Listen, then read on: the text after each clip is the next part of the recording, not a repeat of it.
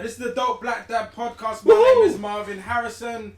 We're here today with my usual brothers in arms. It's Lawrence Larty and Darwood Black Jesus Grace. Welcome. How are you guys doing? Good. Really Good. Energized. I'm really excited about today's show. I am. Likewise. We are a bit like we almost mixed up like a Oreo, perfect Oreo. Yeah, We could have messed it up. We messed it up at some point. We didn't realise. But today we've got some fathers, some non-black fathers in the room for the first time. Dope white dads. Dope white dads. Yeah. And basically, since we've been doing the podcast, we keep interacting with people, and this is kind of something that I quite constantly push. We interact with people who are not black fathers, but they have amazing stories, they're doing incredible work, and we just align with ourselves with them anyway. We don't actually formally discriminate in any way, shape or form. So we thought we'd get some of them on the podcast and actually have a conversation about some of their experiences as parenting. And I suppose we can start with you, Michael. Sure. So Michael, you're married, it's you and your wife, and Yep. you've adopted a black son who's now 6. That's right. That's like the headline and a half. Yes. This is TV worthy in our world. So Tell me about it. Yeah, all right. how did that happen? What was the thinking behind adopting a black child? So, we weren't in the business of adopting a black child. I think it's the first thing to say. We were in the business of adopting a kid and starting a family. And the colour of the kid was a second order issue, you know. But we live in London. We're in the London system. This is obviously a few years ago now. And a lot of the kids who are in the system are not white kids. And while the social workers, when you're going through the process, will actively seek a match in terms of ethnicity, they can't always achieve that. And we went through a number of hoops, but the end outcome for us was we got matched with a beautiful black boy. So that's our family. And there's, you know, a 10-hour version of the same story if you're interested. But that's where we're at. I'm aware that some of the things are sensitive, so you can't share. So feel free just to back it if you can't. But at what age did you adopt him? So he was 3. He was just after his 3rd birthday when we got him. And you know, and we our only kid, right? So we don't have any other children. So I guess you can imagine it was a bit like going from 0 to 100 miles an hour. Because who knew that 3-year-olds were really hard work? I didn't know. Was he still in the Y phase? What's the Y phase? Just why? Yeah. Oh yeah. Well, look, he was into every phase, you know, and so we got him, and he was immediately sort of full on, you know, really strong opinions on stuff he didn't know anything about. And obviously, It sounds like an adult movie. How did you manage that? mate, I don't know. We survived day to day, I think, and we're still doing the same thing. So it was a massive roller coaster. So I'm going to jump straight in there. So do you have the question of, do people say to you, how are you going to ensure that he knows about his culture? Yes. And, you know, let's get straight to the point. There's going to be some people who might disagree. Or I'm sure this is going to be a big topic throughout this conversation. So First of all, fuck him. Well, thank you. No, first of all, fuck him. You're that boy's dad, and that's his mum. Fuck him. That's your family. Protect your family at all costs. There you go, Darwood. I love that. But then the second thing, the first thing you said, that means because it's got to, Yeah, of course. Sorry to interject, because we've made a massive assumption here. I'm assuming your partner is white, right? She is. Okay. Yeah. Because I mean, that wasn't immediately clear. I got that. So I did get that. Yeah. I just knew that. So sorry. Yeah. Cool. But so as you were saying, that brings that question in more prevalent. Let me just give you a bit of context why I say that. So, I grew up in Hertfordshire, and we had an Irish next door neighbour who, all intents and purposes, was my grandma Marie, white. Yeah. But so this is 80s, and we'd go out with her, and we'd be aware, or people would kind of look and assume, how can that be your grand? Yes. So that's where I'm. So it's a super interesting question, right? And actually, so you get into exactly this question when you're going through what they call the matching process, right? So this is when You've already been approved by the social workers. They know that they're happy that you go and adopt, but you haven't found a kid. And then once you start zeroing in on a kid or two, if they're not the same race as you, then they're going to start talking to you about exactly these questions really quickly, right? And they need to know that you've thought this stuff through properly. And that's because back in the day, when we were all growing up, the attitude when it came to transracial adoption was they expected people just not to be racist, right? and the way that I guess that expressed itself is parents just, I guess they said things like, oh, we don't even see our kids' colour, right?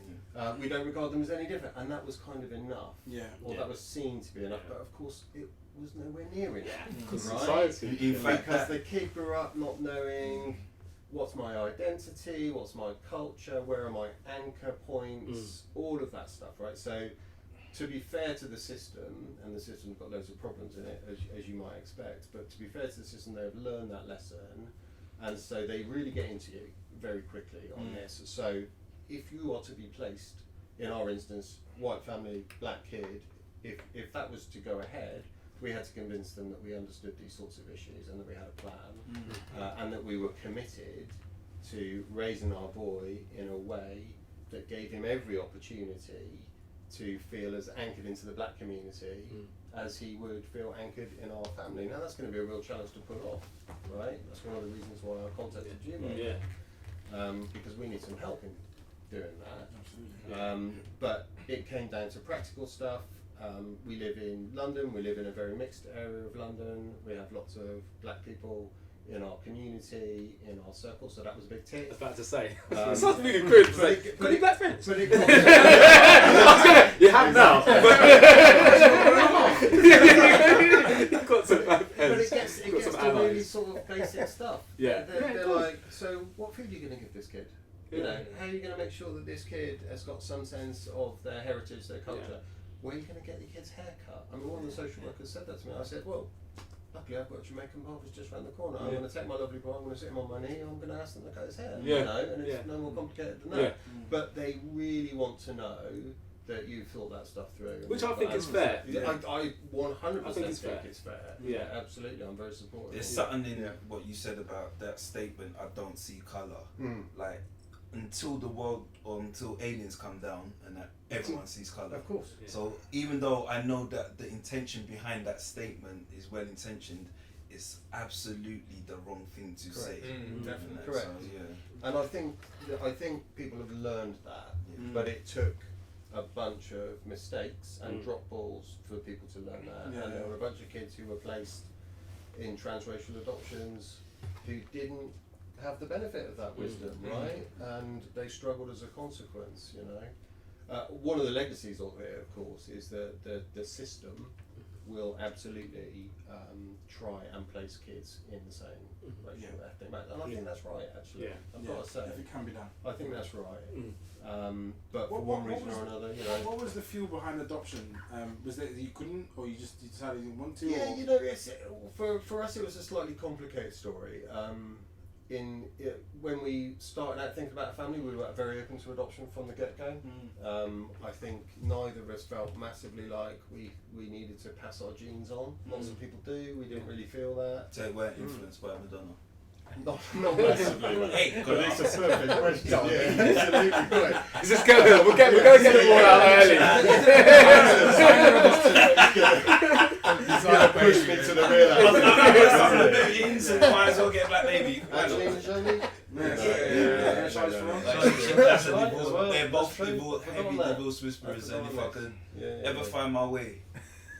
How did we get into divorce whisperers? No. Be honest. I have no idea. I do wild shit and then I think about it after. Talk more about that. He's going to unpack you next. Yes, please. So we were always open to it, and then we were also trying to have our own kid, and then that didn't happen, so we just went ahead with the adoption process. Amazing. I just want to introduce Adam. So we have Adam. So Adam is like he's my Twitter friend. He's my twin. And we started speaking actually when Dog Bad Dads first started, and you're a Black Lives Matter activist. You're an ex-police officer. You're the most beautiful black boy I've ever seen in the history. Yeah, there's like so much ingredients. May this sofa never come into any harm. How on earth do you become a Black Lives activist? So I'm not affiliated with Black Lives Matter. Yeah. I campaign since I left the Met. Most of what I do is anti-racism around policing and police brutality. So obviously that's kind of taken the shape. Black Lives Matter was kind of on the rise at that time. So most of my campaigning has kind of been alongside that, but I'm not like a member of BLM. When you say ex-police officer, were you someone who's discharged? Is there like an email any friend I need to find? Or I'm like, you said this. I'm just in interrogation mode. So if you ask the Twitter police community, there's all this wild speculation that I was kicked out, I didn't make it, and I left of my own free will. Can you talk anymore? Why did you leave? Yeah, just it wasn't where I wanted to be long term. So I spent 4 years in Southwark. Yeah. So Peckham, Wharf, Revive, that whole area. Deeply institutionally racist. I think when I went in, I was quite naive. Like I thought, I kind of had the mentality of if you want to make a difference, be the difference. Yeah. Realised very quickly that that's not the reality. That's not practical. That wasn't going to happen. And actually, there was more weight to my voice from outside. So I guess now, saying the things that I'm saying as a white guy that is an ex-police officer kind of just packs a little bit more of a punch. So in the same way that I'm not really, so like you're talking about BLM, I remember when we marched in Brixton, I had 4 or 5 different news outlets that wanted to come and talk to me, but the irony wasn't lost on me that the only reason they wanted to talk to me is because I was a white guy saying it. I wasn't saying anything different to what hundreds of other people weren't saying, but when my peers are saying it, they're told you're playing the race card, you've got victim mentality, you don't know what it's like to be a police officer. So whereas for me, I was able to kind of say, well, actually, there is some truth to what's being said here, and they can't shut me down in the same way. They still find other ways to shut me down, but there's just the dynamics of it are different. So easier to relate to the audience as well. What did you think the police force was going to be like? Like, unpack that a bit more, because I think going into it, like, to be very honest, I studied a course called a BTEC in public services, and I did that in college, and that's almost like a course that's a foundation to go into any of the public services. And I really wanted to be a police officer. I don't know why. They traumatized me as from 16 to 19, but in my head I was like, I'm going to join them, and I'm probably going to change them in my own heart. And I'll never forget when I went to university in Middlesex, there's a Hendon training centre around the corner, and so I used to walk past it, and I was like, I genuinely have no idea what the hell I was doing, because I was never that. What was the thinking? Because you're from inner London, right? Yeah, South Lucian. So why were you saving people? I think it was precisely because of that. So I think growing up where I grew up on the Peeps Estate in Deptford, I saw firsthand the way I was treated differently purely because of the colour of my skin. So like, for example, my best friend Isaac is a Nigerian guy. We went to the same school, listened to the same music, we dressed the same. Very culturally similar. The only difference is he's a black Nigerian guy and I'm white. He's been stop and search more times in 1 week than I have in my entire life. I've seen that, and I can't deny that. So I really felt that I guess like if I was to change that, the best way to do it would be to do it within. Get in the force and stop all the white kids. Say again? Did you target all the white kids? Not Stop necessarily. Stopping you! All the white kids! I mean, I'd love to get rid of stop and search altogether, personally, but it was definitely an element of that. Wow. So what's really interesting, you also raised a black son, and I suppose raising. You haven't finished. He's far from. He's halfway there now. But I think in terms of raising a black son, what conscious approach do you take towards doing that? Do you consider that way? Because I think obviously within that there is anyone that's mixed race, mixed with black and other, credibly has their own racial experience that's different to what the collective experience of being black is. Do you identify him as a black child? I don't know that I identify him as a black child, but what I'm aware of is that in the eyes of the world, particularly when it comes to police and certain other institutions, he's just going to be seen as a young black boy, or he's just going to be seen as other. The one job rule. Yeah, exactly. And I'm aware that ultimately his experience is going to be vastly different to mine. So unless I'm very intentional about learning about that and trying to teach myself or find ways of being able to be equipped to guide him through the challenges that he's going to face as a young mixed-race boy, which are all kind of, I guess, blind spots that I will have unless I'm intentional about doing that. Yeah. That's something that's super, super important. Yeah. And then, so are you still with the partner, the mother of his child? No, we're not. So you're basically a black dad in the 70s. Whoa! Whoa! What? Hey! Stereotypes. Comments. You can chastise him. I'm already scared for the upload now. I'm throwing my legacy. And then we have Mark. So you've arrived here from Wales, right? From Wales, guys. Can you all understand me all right? Yes. Yeah. Subtitles on if you want them. Yeah.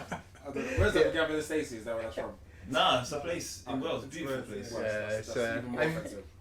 I'm from the Bridgend Valleys, like, you know, it's just very valleys, very working class, mining industry, you know, obviously, and a lot of poverty as well. So a lot of, you know, people think it's, people's got views on where I'm from as well, like, so, but yeah, you know, I talk about mental health and fathers, and it's, as we know, the biggest killer in men under 50 is suicide, guys. You know, we've got to be talking about these subjects. Like.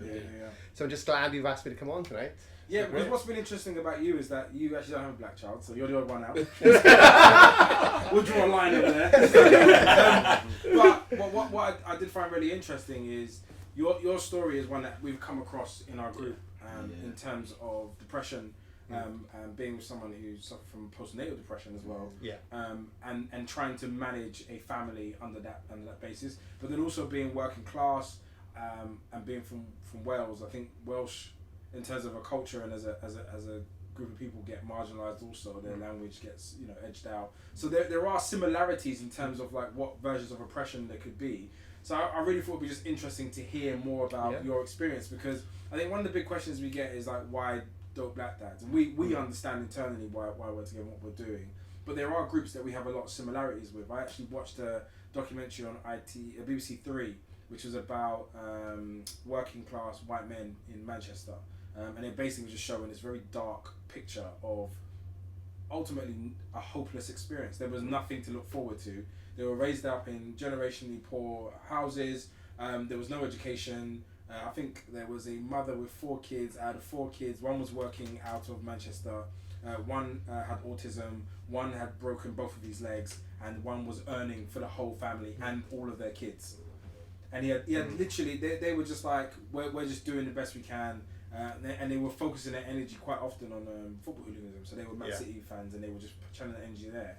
And sometimes when I watch the news and I see a version of a football hooligan who I would stereotype as from that kind of background, I never consider his true story. I just look at him and think, why have you chosen to wake up today and yell racist abuse at Raheem Sterling or whatever? That's a super random thing to do. But there is like a breakdown of society that crushes you to a point that you're just like, there is nothing else to do. I don't want to make excuses for them, but watching that really brought it home. So like, what is your experience growing up in Wales? Well, unfortunately, I left school at 15, no qualifications. I was expecting to go to underground. I'm a first generation, did not go underground as a miner. So my grandfather was a miner. So we never talk about mental health, no talk at university, certainly no, I never heard the word, and I got fantastic parents, fantastic, but unfortunately, in school you have a clip across the year in the 80s, pick up the sideboards and go and clean the cupboards all there, Williams. I was very put down in school.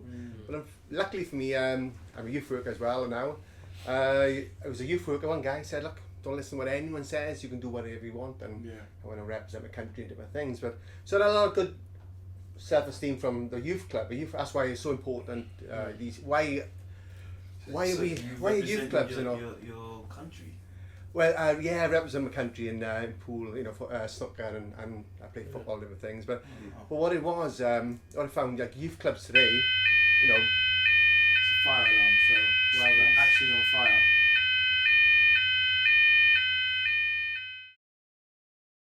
And so we're back. And so apologies that we had a slight fire alarm.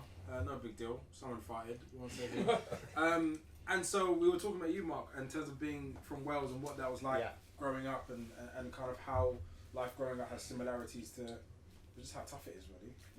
Yeah. So it was, obviously with much money and my father's miners' strike and all that stuff going on, but you witness that. I mean, it's in the stress of my father, but basically with what happened when my wife had emergency Csection, and I was in the theatre, and what I witnessed then, obviously, first I had a panic attack. I never had a panic attack. Wow. Yeah. And I worked in secure units, I witnessed horrific things, but for me personally, thinking my wife and baby was going to die in our labour ward. Yeah, it was, for me. And some of the dads have gone through far worse than me as well, like I remember. But I think it was a lack of communication as well, loads of things going on. Michelle went on to have severe postnatal depression where she should have had like a mother-baby unit sort of thing. So I had to give up work, look after wife, baby. And stigma, couldn't tell anyone, couldn't tell my best friends, I was starting to feel, because I never talked about mental health, I never talked about my feelings. And then I was starting to get depressed myself, and in the postnatal period as well. Can I ask what decade was your 2004 that was. 15. No, so what decade was you born in? Sorry, because I think that type of man has a particular archetype based on whatever generation you're from. So I think what decade was it?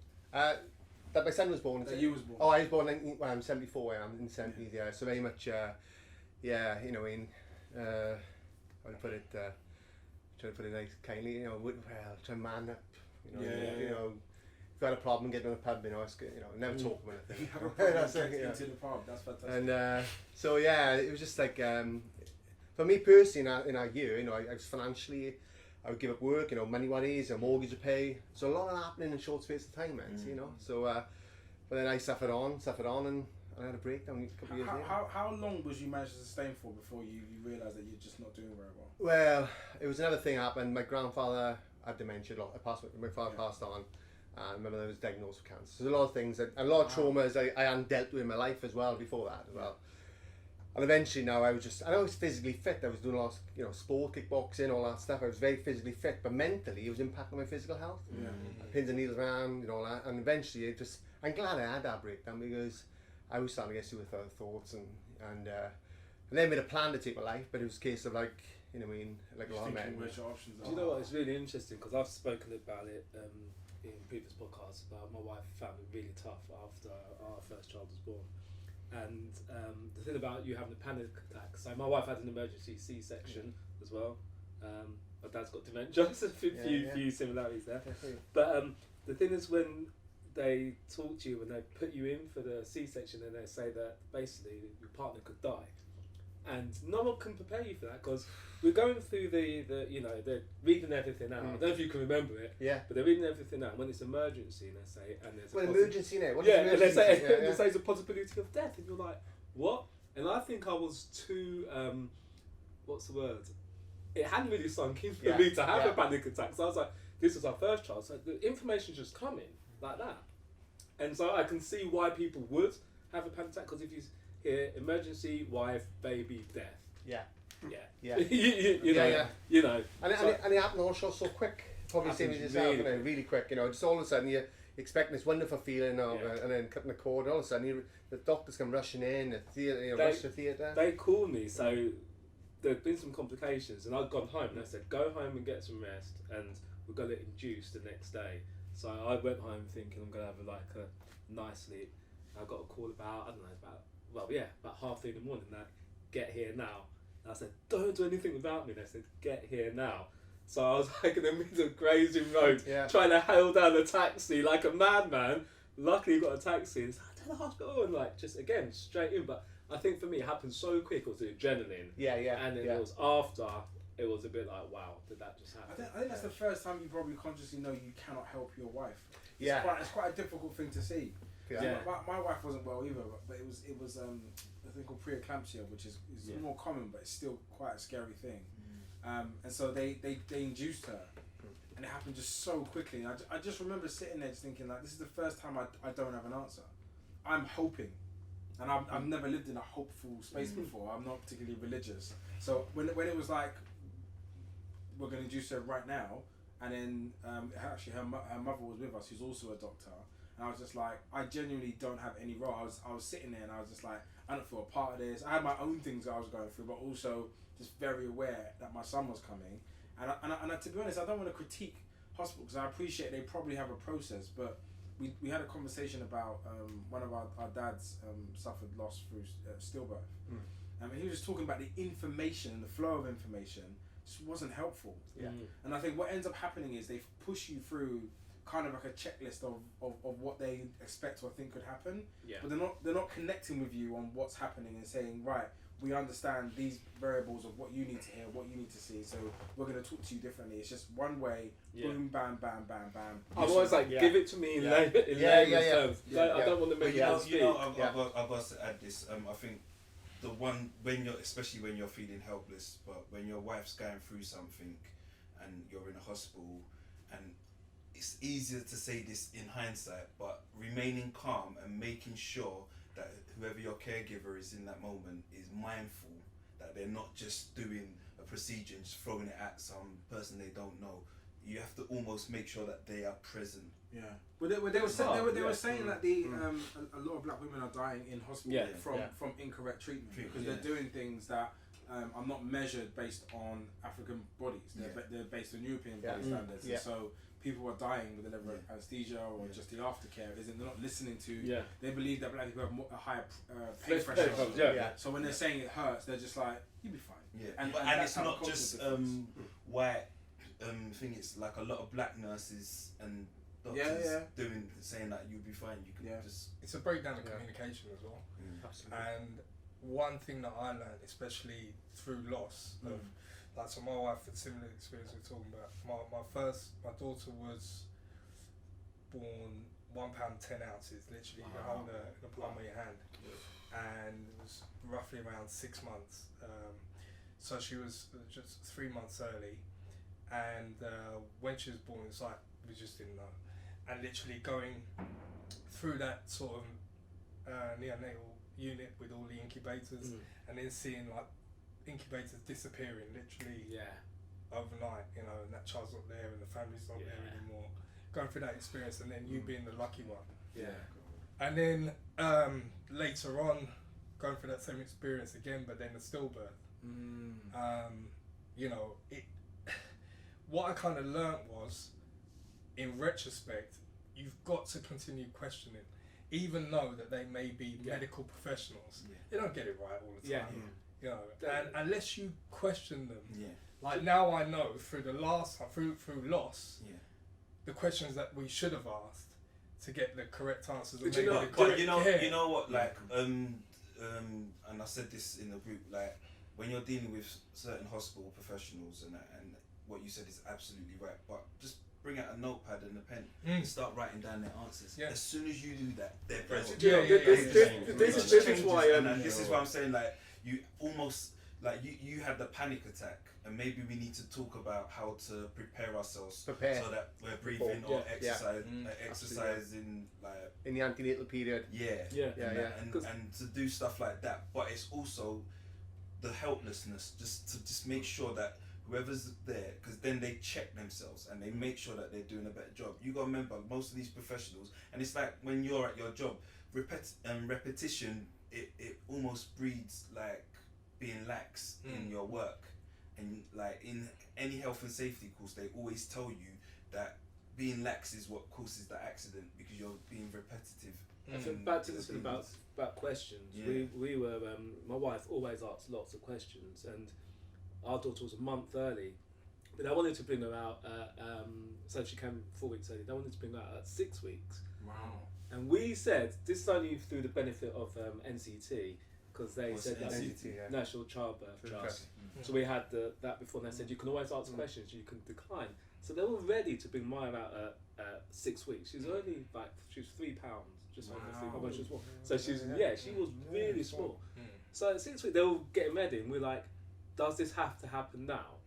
And again, consultant looked at us and was like, I'd like it to, but like, does this have to happen now? Do you have to perform this now? Every day is he was like, no.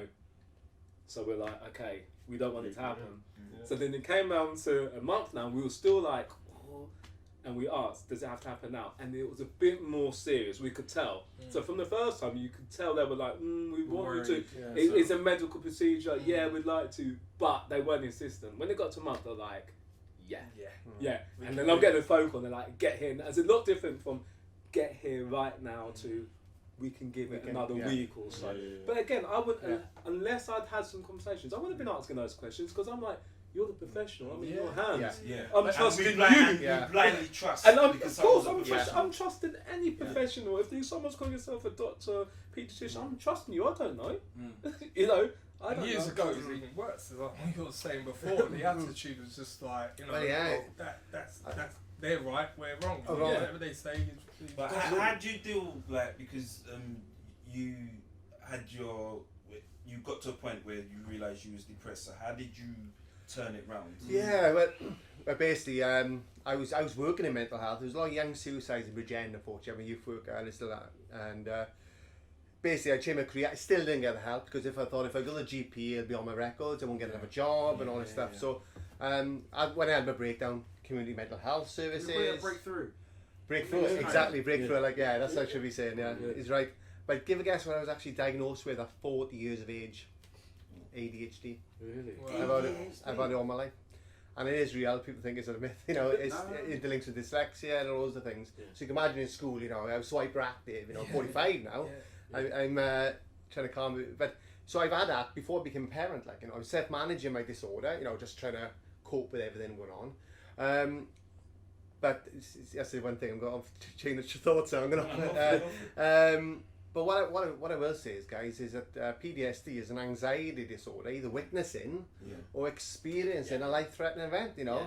And that's from mild, moderate to severe end of it as well. So a lot of these fathers, you know, and their behaviour changes as well. And, you know, a lot of dads are drinking to cope with it and smoking and all sorts, And then a relationship that sadly ends can end as well. And then they get judged as well. So sometimes a lot of fathers are struggling, you know, really struggling during this time as well. I think there needs to be something put in place from the National Health Service if it survives, which actually prepares. It survives. I don't know. Looking at Boris, you're like, Boris Johnson. He just got bullied by Trump. And my man resigned. Which prepares dads, even through the experiences we've had, even that you're not going to.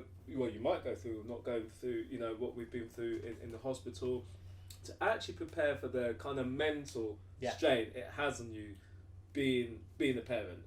Because I know it is geared towards the women, but the dads. Yeah, and sometimes what happens is, sometimes dad and mum is fine. Dad is struggling, and it impacts the mum's mental health and developing the child, and it passes on to the child. And you know the funniest thing is, as a child, I don't know if you can all remember, the parents sets the mood in the house. So as soon as you come home from school or whatever, and your mum or dad's in a funky mood, you feel it. And that. So kids are so sensitive. They're so tuned in. You know? So everybody's got to be mindful in that. Like how like knowing what you've gone through with your child. Like how do you guys prepare your child to be mindful of their environment and how do you guys do that? I mean, we do it super consciously because we kind of have to. Because our lad, naturally enough, he's had a tough start in life, so he comes with a lot of baggage, right? And that manifests all the time, you know. And you know, we sort of like, oh gosh, somebody came through the door and kind of saw how our kid behaved. We would just think, you know, we're the worst family in the world, right? You know, because he's playing up constantly and. We first and foremost set the tone. We try and keep the emotions kind of positive. We try and make sure that it feels supportive and loving and reassuring, because that's what he needs. He doesn't need.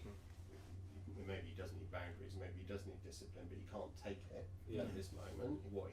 And there's how old is he now? Discipline. He's 6. There's other, but you know what is as well. Like and I've said this before on the show. When you're worried about what outside people are thinking about how you're doing, like imagine on a bus you see a kid or on a train just running up and down acting wild and the parents trying to control the kid like because they're embarrassed about what people are thinking, but these are all strangers. Why do you care about people? We had that just to light it up. We had that today. We had a wedding earlier and Maya wouldn't eat the food because she saw it and fair play to it, didn't look great. It was sold to her as cheesy pasta. Right. So we sat out there, and it was just a small, like probably about 10 of us, and she just looked at it. And everyone knows my daughter; she loves her food, and she's like, "I don't want it." And we're like, "Just taste some." And this is an old school African, and like I can see one woman like looking at her us over her glasses, and we're like, "No, I don't want it. I don't want it. I don't know. Just taste a little bit." And it's the first time she's done this. I'm like, so Natalie and I, we joined forces. We said, look, if you don't eat it, you can't have anything else, and nothing. Nothing for dinner because we were shocked. So but I think it's because she had a late breakfast, so she generally wasn't hungry. So she was like, okay. So and this was the thing, I was like, the kids these days. Yeah. But you know what? We had to follow food. So we followed food because she'd had enough. So we like no snacks, nothing till dinner. So we actually did, because I said, but why did you take that approach? I'm just curious. Do you know why? Because the food had been prepared and bought for her. She said she didn't want it, and we said, try it. Have one bite. If you don't like it, then don't eat it. But you have to try it. But she wouldn't even try it. So normally we're like, she can try it and spit it out, but she didn't. She just turned her nose up. So she evidently wasn't hungry because she didn't complain. And when she got home and she saw me eating chocolate biscuits, I did a test. I put a biscuit, I think next to her, and she looked at me, she was like, but she waited for her dinner. She waited out. I'm going to have social services on me now. I'm asking, why did you actually make her? Try to make her eat something that she didn't want? That's what I'm asking. Do you know what? Pressure. Yeah, was it social pressure? Yeah, a little bit of social pressure, because, and again, I was thrown because she'll always try it. So I was like, but yeah, I tried to make, and everyone else was eating, but I think she honestly wasn't hungry because she'd had a breakfast, she had a late breakfast, it was hot, she'd been drinking juice. I think she just saw it, I'm not hungry anyway, so.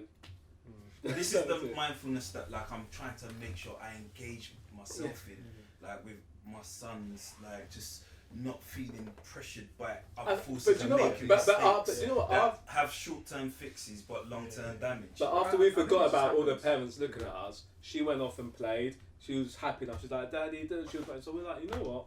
It is what it is. Yeah. Like, it's the same way. Like, we obviously do a podcast. We talk about this stuff all the time. I still get caught out in scenarios where I'm turning around to my daughter like, can you stop screaming in the car? And she looks at me like, why did I do that? I could have waited, like, and I consciously know. But it's because you've got your. Can I reveal it? Like, well, no, it's nothing. It's tinnitus, but it's not. It is that, but it's more just like. Could that be triggering your anger response as opposed to? Absolutely, but even if it does, it's like I know better. Yeah. I have time and skills to like figure out another way of doing it, but I still at that moment of driving. It happens every day. Yeah. Like every day we drive 40 minutes into central London, and then by the time we get to about Holborn, she just loses it, and it's like nothing makes her happy. It's like. And I'm like, knowing something in practice is very different to actually. Do you know what I mean? Like knowing it in theory is different to putting it into practice, because there's some stuff that like we were talking about the whole thing about man up, right? Yeah. So I've tried to be very intentional with my son that I'm not gonna have that approach. I'm not gonna tell him to man up. I'm not gonna tell him to stop crying. I don't wanna do that on him. I don't want him to go through the same period of unlearning that I've had to go through. Yeah. But having said that, there were so many things that are so deeply ingrained. Yes, it comes the out. Heat of the moment. I catch myself doing it. You become your parent. Right, did I just say that? And then I have to kind of readjust myself and kind of be intentional about bringing myself. Me and my son have such profound chats about how I discipline him. It makes it so conscious. Like every time I do it, and I try to, he does something incorrect, and then I walk him through why he did it. Like push my daughter over, so I'd be like, "Was you being kind?" And when that's the question that always makes him break, because he's like, he knows he has to answer no. So he'll say no, and then he'll get sad, and then I have to rebuild him up afterwards. And it's like that whole process is so beautiful. I kind of almost enjoy that more than I enjoy the like wrestling on the bed, because I can see the effects. Developing the emotional. We have affirmations in the morning. Like I say, I love my hair, I love my skin. I say I'm Blake, I'm smart, I'm brave, I'm special. And he says that in the mirror every morning. And so you start to see his characters, and now he's like, I'm brave, I'm special. It's like he gets into it the more and more, and I'm just like, that's where the win is. But I still like my mum was raised very Jamaican. Yeah. She raised me. Almost like at 50% of full Jamaican, but that's still a lot of Jamaican. And so it's like, there's nothing missing from a cuff in the back of the head. There's nothing about cussing you out. My mum's love language is slightly just a little bit of a cuss. It's a bit like, I remember I told my mum I had high blood pressure. This was about a year and a bit ago. I had high blood pressure, and I just put on weight, and I wasn't working out, and I was working.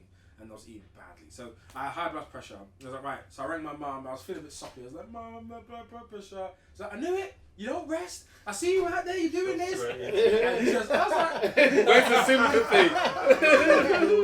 I'm going now. And my wife just looked at me. She goes, "Why did you up?" I was like, I felt like I needed my mum to ring me, but I know that's her saying, "Don't you dare die on me.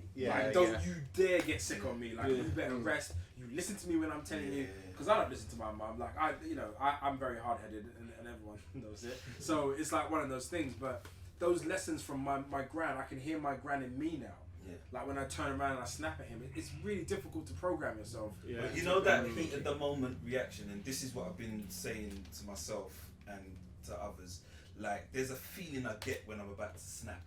Like, and as soon as I feel that, what do you do? Trying to train my instincts to just go stop, breathe, and if you still feel the same way in 5 minutes, an hour, and blah blah blah, then react.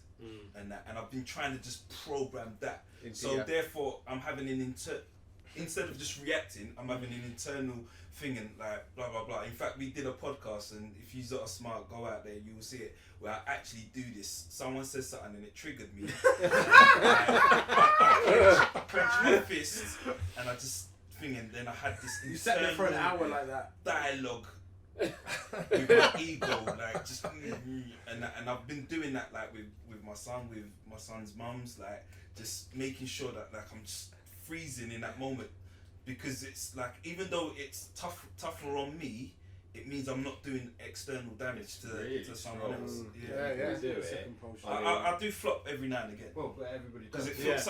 I'm not gonna lie, like it feels really good, like when I just let loose on someone, like fuck you, like it feels good, and then afterwards I'm like, oh shit, that wasn't worth it. But do you know what's really interesting? We're all sitting here and talking about how we use rage, and it's like it's such a common emotion. It's like a default emotion, and that's definitely not the root cause. We're not angry. We haven't been made angry by a child making sounds, but there is this like, and this is where I think that the idea of toxicity kick comes in, where it's like that's the default emotion.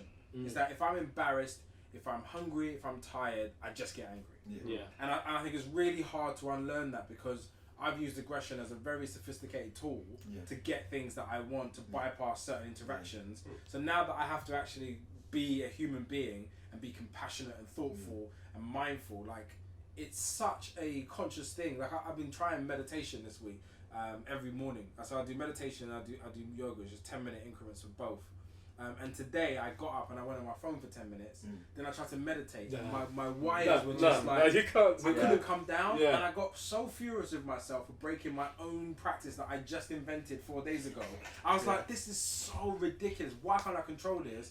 And like my brain sounded like, you know when you turn a TV on, you just hear the hissing? That's what my brain was. And I'm trying to listen to this like, Marvin, you are a... It's like, it's trying to tell me to like relax, and I couldn't do it. And I just got really angry. And I started walking around my house like I was just like, ugh, I hate everything. It's like I can't break out of my funk. And to testament to my wife is like, she understands that I'm trying to reprogram a lot of things. So she gives a lot of space to be doing that. And I think that's the one big thing, is that when you communicate with your wife in a vulnerable way, you get the space. And I think with previously, I would communicate with ego and like, I know what I'm doing, you're not doing things right. And then I just made my house a horrible space to be. That's actually why I started going therapy in the first place. There was a few triggers, but that was one of the really big reasons, where it's like, I sometimes feel like I'm a stain in my own house. I find my kids playing over there with my wife, and they're like, she's having the best time. She loves it. And I'm just sitting there and I'm just like in a mood about something. And I just go and just like put my finger in it. You're too happy. And I'm just like, I actually don't want to do that anymore. And then I'll see my wife just be like, oh, she'll just get small in the house where it's like, he's just in a weird space. And I never want to get a divorce. So if I get a divorce, I'll come hang out with you. It costs a lot of money as well. That's have you been divorced? No. So wait. Is that still going on for you? Which part? All of that dynamic you just described. It happens in ways, but I'm just more in control. So I read this book and I advocate it to everyone. It's called Untethered Soul. And the reason why I advocate it, because Marvin says read, but he listened to it. I've also read it and I've highlighted key phrases. Thank you, sir. But the thing about Untethered Soul is that there's this thing about an internal monologue, and I've had this internal monologue my whole life. In my mind, I'm just talking stories. I'm talking to myself. I'm prepping myself for scenarios. I'm like playing out scenarios with like phone calls I gotta make, and I just thought that was common. Until one day there was this thread on Twitter which is like, internal monologue, what do you mean I don't have that? I was like, what do you mean you don't have that? Like I was just reading this thread of this woman saying, I have an internal monologue and I'm trying to switch it off. everyone has that right. And then all these people were like, no, what's that? What does that mean? And I was like, what do you mean? So I read up on it, and apparently 1/3 of us have internal monologues, the other third see images, and the other third have nothing. And I was just like, it just blew my mind. And so I was like, how do I control this internal monologue? And they say it's usually signs of ill mental well-being, or when you're constantly adjusting yourself in your environment. And that's one of the experiences of being black, is that you're constantly trying to check where you are, see what's around you. Am I invading this space? Am I too loud? Am I following the right etiquette here? Am I going to get this job? This is this job because of me? Is it because I'm not talented enough? Is it because I'm black? So you're just constantly filtering. So I don't know where it came from, but I've always had this internal monologue, and I was like, it actually, my emotions, and I internalize things that aren't actually happening. So my mum, that conversation with my mum, I would be like, she's going to say this, isn't she? And I'll go through this whole thing, I'm going to play the call like, Mum, I'm ill, and then she's going to say this, and then she may not say it. So I lived this whole experience. It takes a lot of energy. It takes a lot of energy. And so now, they promote this technique so that when you find yourself doing it, you just say hello to yourself. And then you break it, and then you stop. And you're able just to like live in the present, so I can just hear what you're saying and move on. And I found that so useful. The rubber band. Yes, that's another really good one. As soon as I start overthinking, I walked around for a rubber band for about a year. Literally, I think it was probably the lowest point I've had in my whole life. Probably 2015 and whatnot, and I was literally doing it. Like, I ended up having a fight at work. Wow. Who the fuck does that? Like, so I'm and sometimes when you've got bad energy within yourself, you attract other people with bad energy. So I got into a fight with another guy that was doing his job, I'm doing my job, and we just clashed. And like, to be honest, when I saw the size of him afterwards, I was like, what the fuck was I thinking? Rage was a lot. Rage just made me like black out on him. I can vouch that never stopped. But no. So one I got sacked and that but I tried to tell myself at the time that I resigned, but I got sacked. And ended up in court because about a month later the police called. Wow. And there's the guy's doing you for assault. And my only saving grace was I didn't start the fight. But my energy caused the situation. And so we went to court, and my only saving grace was the guy that he was with told the truth. Right. Otherwise I would have gone jail. Because even when we was at court, I was like, I have no idea how I did you over. Literally, like, because he was huge. And I came out with nothing. So how did you come out of that mode? Because I remember you saying, I don't know if I remember telling on Facebook, you were just like, I'm well, you can probably tell it better yourself what was happening, but how did you come out of that? It was, you know what it is? It's like, as you said, like when life just starts trying super uppercuts, am I in control of this and blah blah blah. So I put a film out, it flopped in the cinema. It's a good film though. I still watched it. So. Was that? It's a lot. It's a lot, It's good film. And but put a lot of work into that, and then started to have personal relationships that were crashing, but they were friendships that were within my professional realm. So the guy that I made the film with fell out with majorly over, I think we were just both depressed and we took it out on each other because there was no specific incident. And then my band that I was in, we all broke up, and I had nothing to do with the breakup. Like literally I was just watching my bandmates just cripple themselves and just bystander. So I was a bystander. So my band and that, and then I was like, oh cool, right. And then I broke up with my girlfriend at the time, and that was thing. And then little other things just kept happening, and it just kept spiraling, and I kept just trying to shrug it off, and then the more you try and shrug it off, the slower the shrug comes. Because there's more weight. The weight. You get trapped in it and whatnot. And then I was like, alright, cool. So after I went through that fight, like I remember at the time I was going gym quite hard and whatnot, and then after the fight I just stopped going gym, stopped working, just like stayed in my house, smoked a hell of a lot of weed, and then realised this was probably doing me a lot more damage than things. So I stopped that, and then like I just took that thing and started doing that to make sure I was present in every moment. How long was that whole period though? Because I remember, because you was around, we've been in and out of each other's lives over the last 15, 17 years or whatever. But I specifically remember that point because I was kind of around when you were doing the film and I was in and out of the stuff you were doing, and then you did kind of disappear. How long was that whole period? I reckon it was probably like 5 years. So Jeez. 2013 to probably 24 years, and that the one thing that brought me out of it and that used to keep me out of it was I would never see my son with that energy, and that like I'd never put it around him, and he might say otherwise, and I've been trying to make sure I don't do any damage to him, but there was one thing that I did, like I said to myself, I'm not gonna ask God for anything anymore, I'm just gonna thank him, and then I would pray every morning and just gratitude, just thank him, and then after like the first time you do it, you realise, oh shit, like, there's wins out here. I've forgotten what to be thankful for. So then you start making up shit. Like I'm thankful that my mum's pretty. We're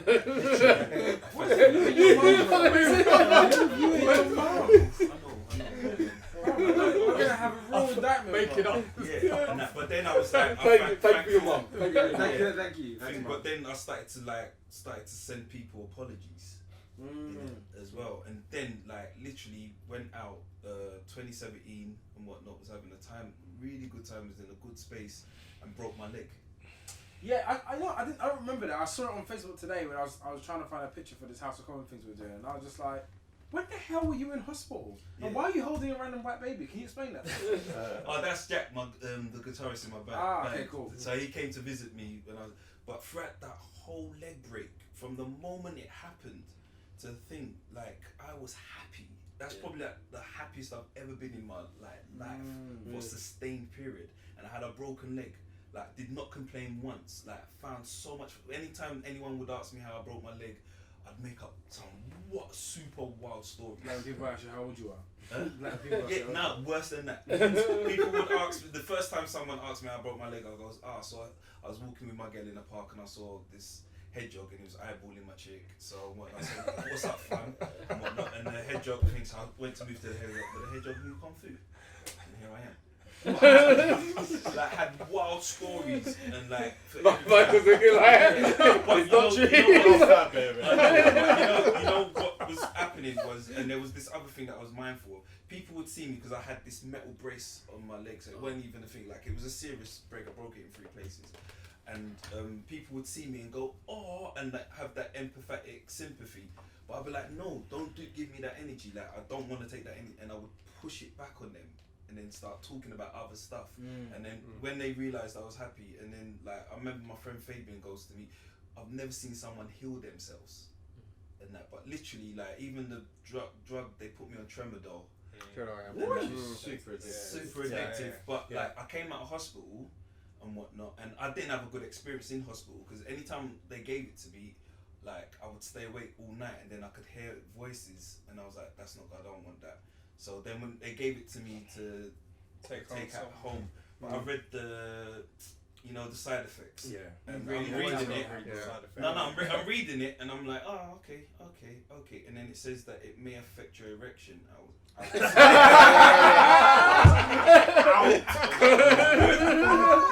meditate the pain. Mental health can crash. Nothing else, right? Yeah. Because I don't know if I'm ready to deal with that power being being taken away. That's really good. Because a lot of men, in general, like won't take medication because obviously that's one of the first things to go, isn't it? Yeah. So it's interesting you said that. And I think on all our feelings are suppressed, when well, man, I've had to learn to talk to people. Talk to people, definitely. That's a learning. Like even in the group the other day, I don't know what someone said something, and I just was like, alright, cool. I'm just gonna be honest with my answer, and I was honest with the answer, and then I realised, shit, I've been walking around with this bullshit on my mind for so long, and not saying anything because I'm trying to be strong and then realising I don't really have that many people that I can speak to because before I go to speak, I'm just thinking, am I unloading my problems on you and blah blah blah. Like the other day, I bullied Marvin and I appreciate it. Like we did a podcast and we was going home, and I ended up staying in the cab all the way to Marvin's. We got out the cab, and I'm just telling my bullshit stuff to Marvin, and then in the middle of it, I'm like, right, Marvin's got to go home. And I was like, alright, cool, safe. Thank you for listening. No, but that was a really interesting conversation, and I think that's one of the things is where there's a difference between like you dumping loads on people, which is just like you're just downloading onto somebody who's probably got their own things. Yeah. But it's different when you're actually having a genuine conversation about something that you're passionate about or that's important to you.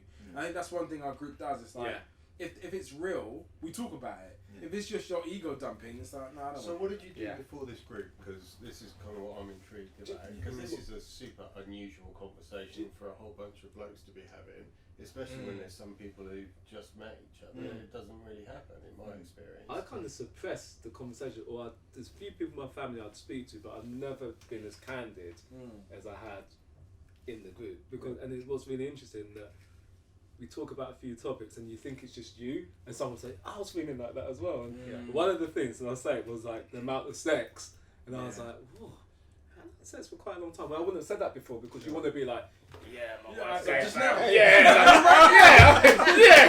1 second, babe. Wait a minute. Stroke. And you know what? We were having this conversation, and I don't want to put the person on blast, but we're having, and I was like, yeah, because it's taken a while, and the person was like, yeah, me as well, and it was like, oh right, so I'm not the only one just thinking like it's all happening again. And I think that's one of the things, but there's so much common ground. Even us talking today, there's so much common ground, but you generally just suppress it. But especially if you're a man, especially in this country, it just doesn't work, does Stiff it? upper lip. Stiff upper lip. So British. Right. Like, it doesn't matter what ethnicity you are. As soon as you're under the weather of a country, you become that person. You become British, and that. So if you're living in France for a period of time, you become French because some of your ways start changing to acclimatise. And I think that stiff upper lip, like it really is. But like just that man up, man up. I've been making sure that I rephrase it. So like I know that I've told my son to cry like a man, as opposed to man up. Like no, let you take it. But is there a way to call that? Just to cry. It's a super point you just made, and this how are you guys thinking of arming your children not to conform to these stereotypes, and they also the stereotypes of being black males? Are they both male children? Yeah. Of course, So black boys in society right now. Great Consciously. It's a great. I mean, I'm guessing I probably have a slightly different answer to other people. I mean, I suppose that my main insight there is to be conscious of how far I'm going to be able to go as his dad, but there's going to be a load of stuff that I'm just not going to be credible in his eyes. He's going to have an experience that I haven't had.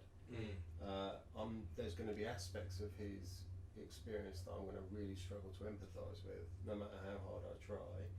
And he, I can just see what he's going to be like when he's a teenager. I'm just waiting for him to say, "You're not my dad." I mean, that is coming.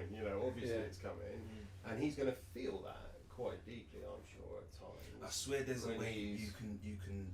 So I'd love to hear that, right? But but my answer to your question, therefore, is to try and make sure that he's got good, strong black role models in his life. Yeah, you're going about who he can access when I'm not credible or I'm not accessible to him, and he's got a story that he doesn't want to bring to me. It's going to break my heart because I want him to come to me, but realistically speaking, that's not going to happen. But you know what? But my 18-year-old son and whatnot, like I've made sure that there's other guys that he can go and speak to. So he's got like an older cousin that's 26, and like I'm like he will speak to you because he sees him as a big brother. I think so. I don't even think that comes down to a black hole. Yeah, I was about to say, regardless of race, your kids are always going to see you not credible. Amplified a bit. I don't know, but No, I think is that's what's conscious to you because you're aware of what the dynamic is, and I think it's important to be aware because it could play a role. What I think what ended up happening is like I still, as I said, my mum basically yelled at me when I said I was ill. But I still gonna ring her again because that's my mum. I want that emotional connection, and like she becomes the person that knows all of my information. If I get run over, her and my wife between them know everything to figure out what to do next. And so I think you being in almost that part of the relationship, because I don't think consciously you could ever replace his dad wherever his dad is.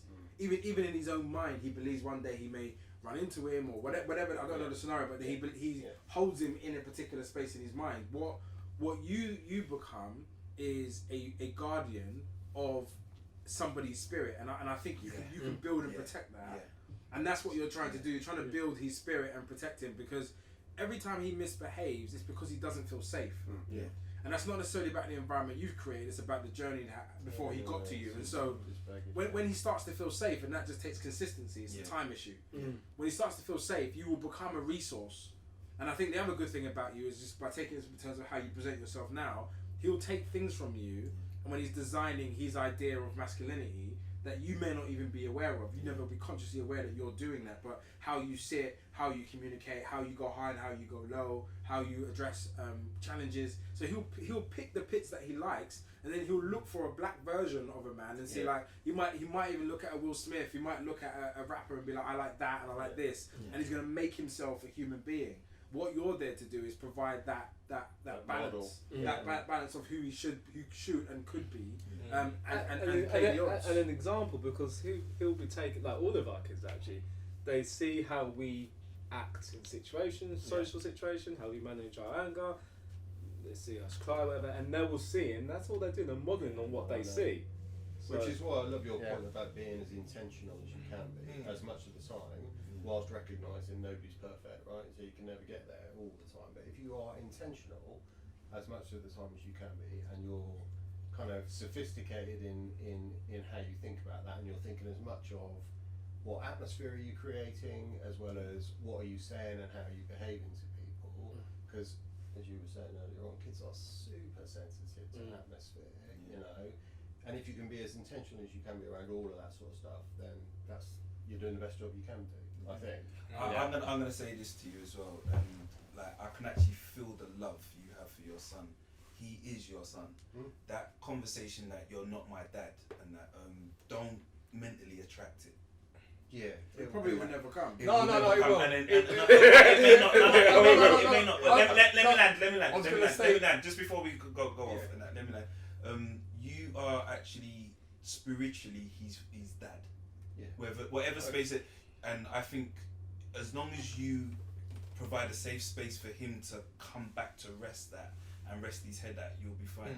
You will be spiritually guiding him and holding his hand through his life journey, and therefore that you create a new space in his head where you are dad, and I think if that, as long as you remain mindful of what it is you're doing, I don't think that. Which I agree 100%. Why I made that statement? Let me clarify. I think it's important. I've got 1, 2, 3 cousins, first cousins that I've adopted, and so I've experienced that whole journey. Now, whilst they might not have different ethnicities and they might all be black or mixed or whatever, right? So they've blended into the family well. Those questions are still arose at a certain point. Why? Who am I? Why am I? Blah blah blah. So those questions will come. It's how it manifests, and because they've had a solid, loving family, even when those questions have come and they've gone to maybe seek answers in their own little ways, they've always come back home to roost. And that's what I think is important about what you're doing, because you're clearly thinking with foresight and empathy. And thinking, okay, how am I going to manage this situation? And just being in this space alone is a massive step. I mean, millions of people wouldn't even dream of doing what you're doing now. The both of you, in fact. So, I want to hear your story now. Because obviously we asked you as well. What do you want to hear? Well, basically the same question. How are you thinking of preparing your... So, I agree with what you were saying in terms of like role models. So for me, like that intentionality is so important. I read a book by... I forgot her name. It's called Conscious Parenting, and it's like, have you read that one? No. It's an amazing book, and it really helped me to not only shape my perspective of how I raised my son, but it helped me to understand my relationship with my own parents better. And you know, like you talk about an inner monologue. I don't have that, but we all kind of experience the world from the center of our own universe, and we see our children as an extension of us, and we raise them with that in mind of how we want them to be or what we think is best, rather than kind of having them as the centre and us kind of just being an extension of them. I think I know the movie you're talking about. I think I saw it on Oprah. Yeah, possibly. Yeah. Fine. So for me, I guess it's, you know, there's a part of, I don't want my son to have to go through the same period of unlearning that I've had to go through. So you're talking about reprogramming, and there was a statement that you made. I can't remember what you said, but in terms of having to relearn all of these things, whether it be about masculinity, whether it be about our rage and our anger, because for me, a lot of the time it's about a lack of, I think someone said control, right? It's about a lack of control, and if you've got, like you're doing meditation, if you've got alternatives, that's great. But for some of us, that anger is all we know in terms of how we express that, and we're allowed as men to go through our lives without ever having that challenge or confronted, maybe until we have children. And then we have to go through that period of unlearning. So there's some things that even if I'm not necessarily modelling it right now, in terms of whether it be how he expresses his emotions, I'm still going to encourage him to do that in a way that I'm not. But to answer the question, like, you know, with my son, obviously he has got his mum, he's got his mum there, but having, you know, godparents and other role models and representation in the books that he's reading, the toys that he plays with, the spaces that he's in all of that, because I feel like I definitely overemphasize his blackness in a way that I don't feel like I need to with the white aspect of his culture, because that's the norm. He's going to get that when he goes to school, when he goes out into the world. He's going to get that naturally. But that other aspect is something that I have to be really intentional about doing. That's great though, because you're making sure that he sees himself in the world. Yeah, by reflection. That's so important. I mean, like Stormzy headline Glastonbury, and I saw him like 3 years old dancing up and down in front of the TV in front of Stormzy, and I'm like, for him to see people it's that so nice. And I tell you what, it's made me really conscious of things that I guess you guys grew up being conscious about. Like, how hard is it to get a kid's book with black faces in it? How hard is it to find a superhero who's black, right? And you know, that's what I'm trying to seek out. It's just not there, is it? You know, in any kind of numbers. But it's getting there. It's getting there. But what you've identified is that probably in the last 8 to 10 years there's been a movement in terms of putting ourselves back in the world in the obvious places that people probably didn't think about before. So even things like nude tights were just white tights. They wouldn't consider the and plasters. Plasters.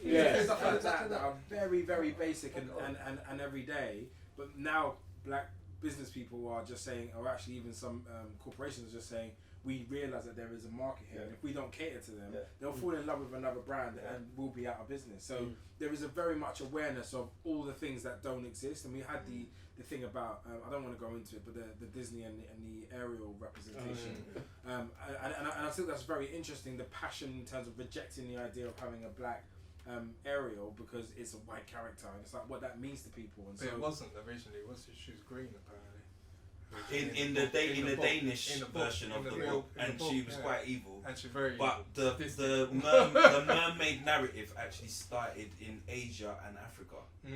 So people holding on to the colour, it makes no sense. It's one of those moot points. But what's really interesting, and I really want to get into this now, is when you emailed.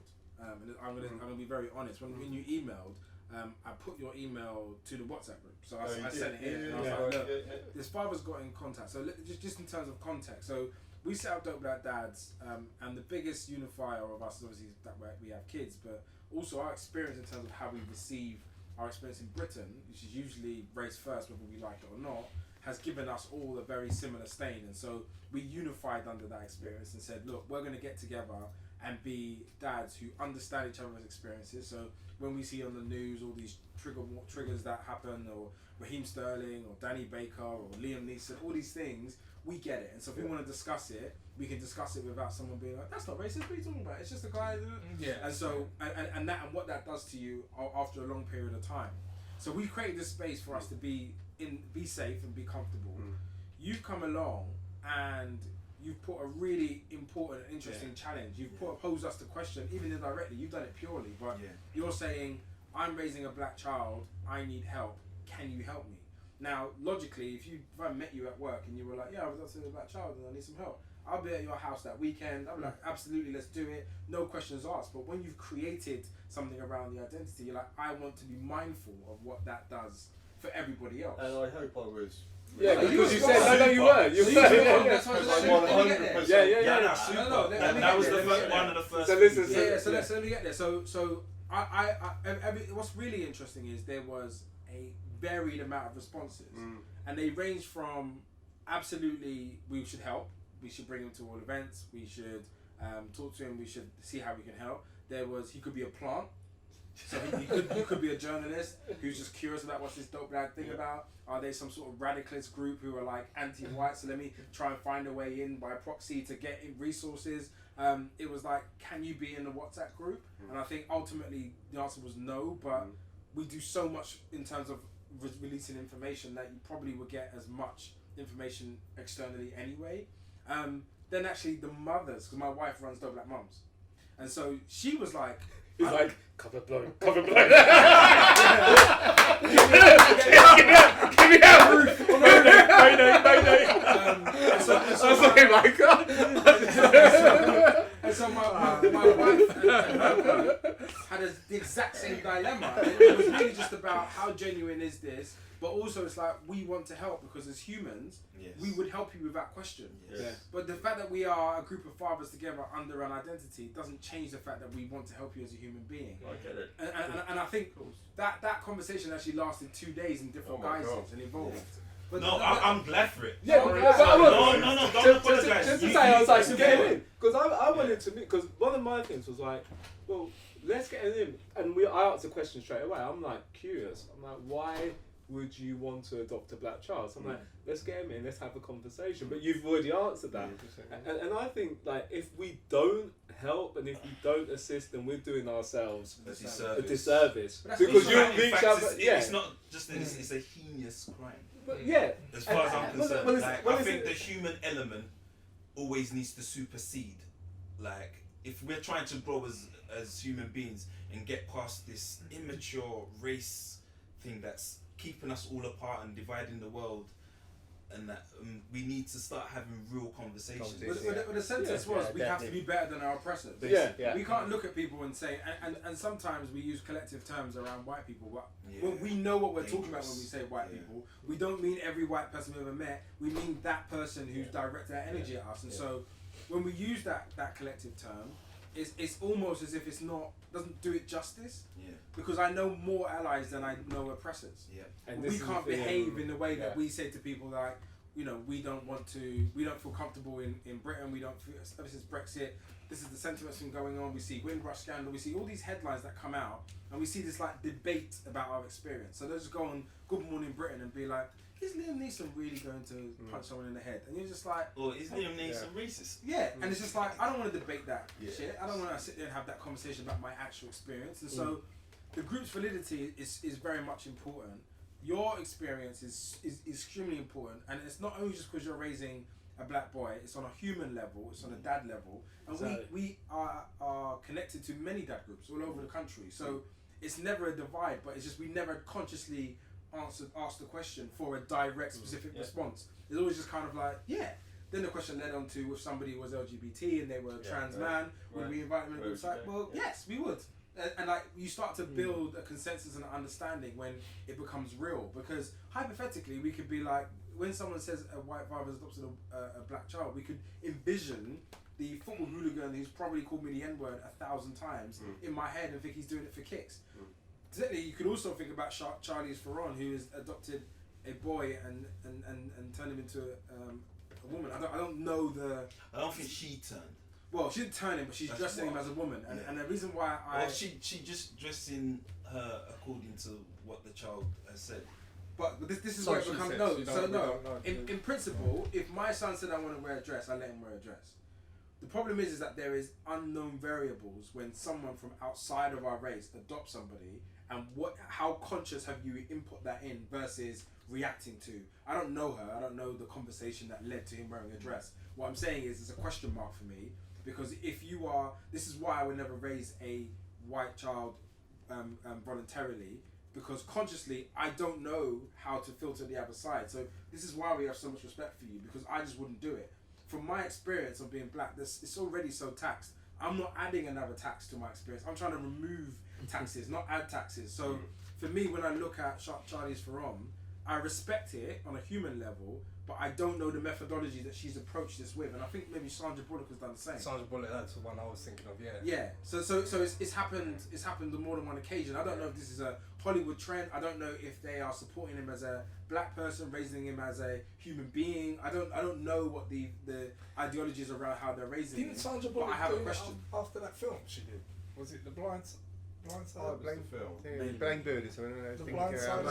Blind Side. The one with the American footballer. Yeah. It was on Oh, The Blind Side. and Yeah, he was adopted. So for for me, it's just a question mark. It's not necessarily about what it is. I don't know the ingredients that made her get there. So for me, it's a question mark, because it's quite a big thing to raise someone outside of your race, especially when the divides between white and black specifically are so large. If you raised an Albanian boy, you could potentially raise him with very similarity culturally, and if he was raised here by Albanian family, he would have a large part of a similar experience to a white person, until we start digging in and you start understanding there's differences. But it's easier to cross over than it is directly between white and black, and I think it's a very, very difficult scenario, which is why we would love to help in terms of just information, resource, how you approach it, because it's almost, I've never heard of it, and I don't know it intimately.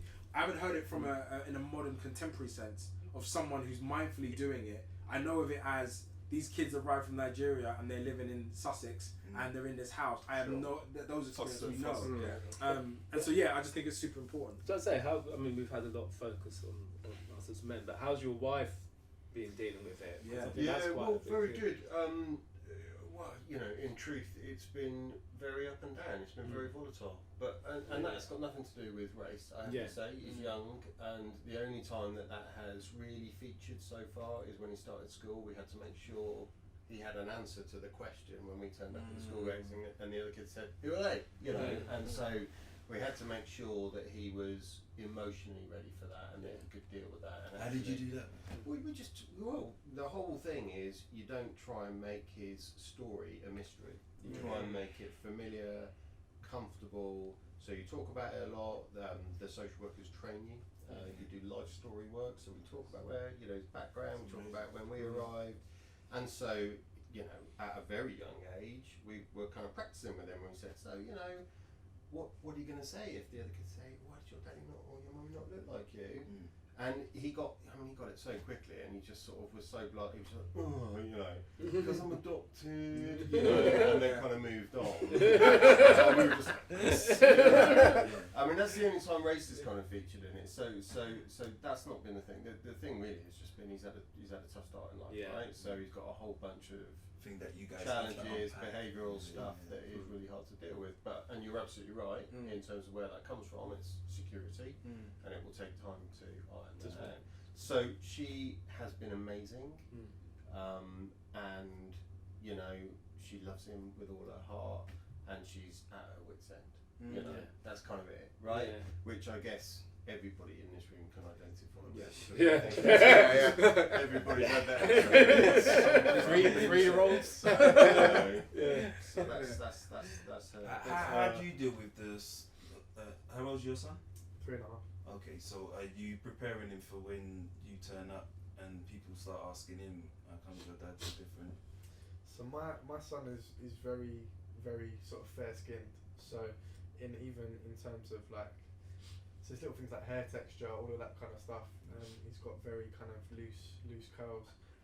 So I haven't had that problem. So it's more things like ignorant comments that people will make about his skin colour or about the texture of his hair, about him having a perfect complexion and that kind of thing. So I haven't necessarily thought about the issue of whether or not people don't assume that means that, because he's very clearly a mixed race child. And when he's with me, people just generally. What about what you did say? How are you, in terms of the comments about his complexion and his hair and that? How are you dealing with that? just literally not tolerating it, literally just checking it. I remember I wasn't with his mum, I was with a friend of mine who's a Sierra Leonean lady, and we just come out of a conference. It was about decolonising love, and we just come out.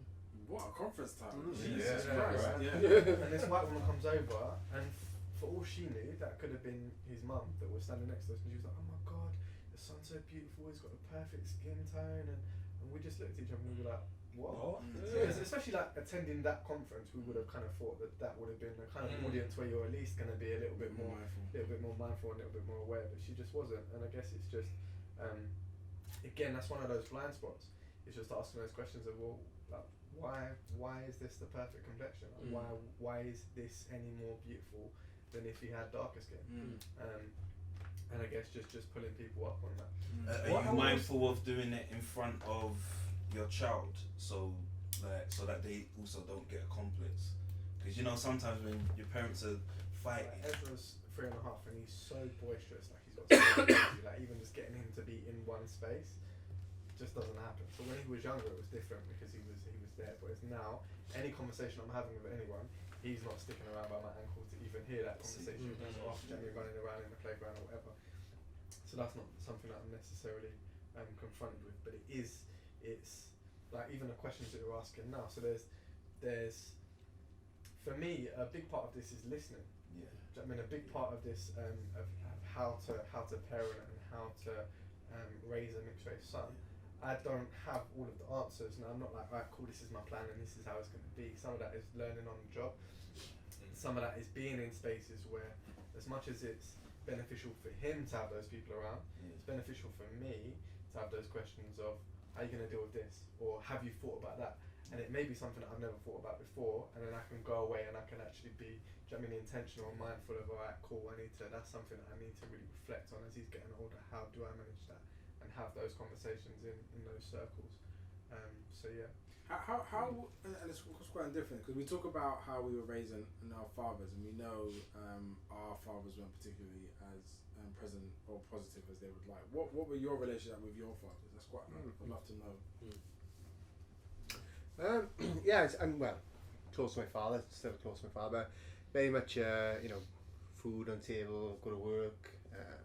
Not as hands-on as I've been in the past, So, and but obviously, I didn't have those conversations about my feelings, and that's when I trained my son. I think my wife works in mental health. I work in mental health.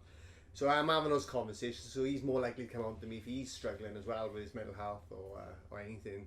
I think it's those conversations I miss my father, what I know now.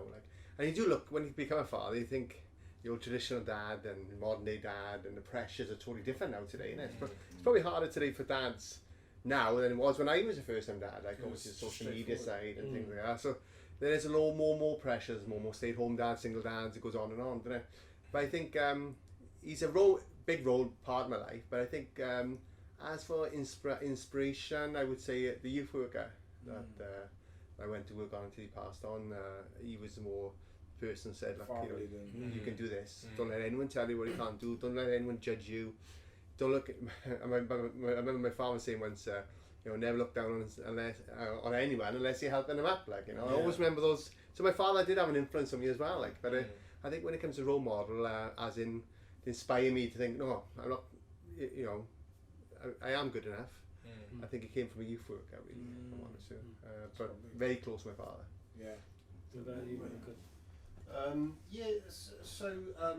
Slightly complicated story. So I have my dad's still around, and I have a terrific relationship with him. I really do. He's great, and we get on brilliantly as adults. As a kid, I didn't have a great relationship with him. He wasn't, awesome as a father, and we had that conversation.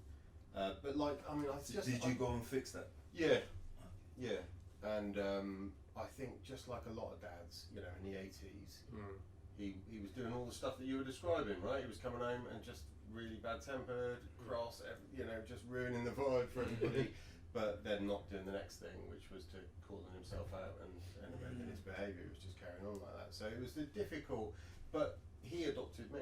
So that's the other bit of the story. Oh, wow. So my... There you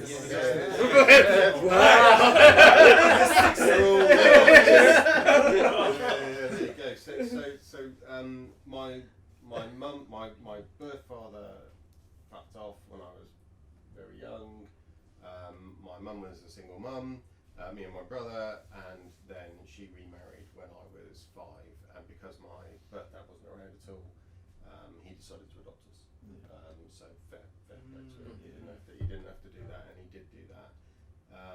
And it was tricky when I was growing up. He just wasn't great with kids, and not very patient and too old school guys, like, right? Because I've been trying to give them a break because of how they were raised and not how they were raised. And expectations were so different there, And I don't want to make excuses because I think you still got to try and do better than that, But the whole kind of context was very different. I just think a lot of dads were pretty crap when we were all growing up, and we were all trying to do a better job, weren't we? So my experience was exactly in line with that, really.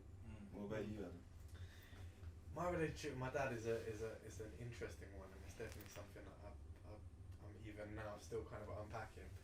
So my dad was there, my dad was present, and in the home.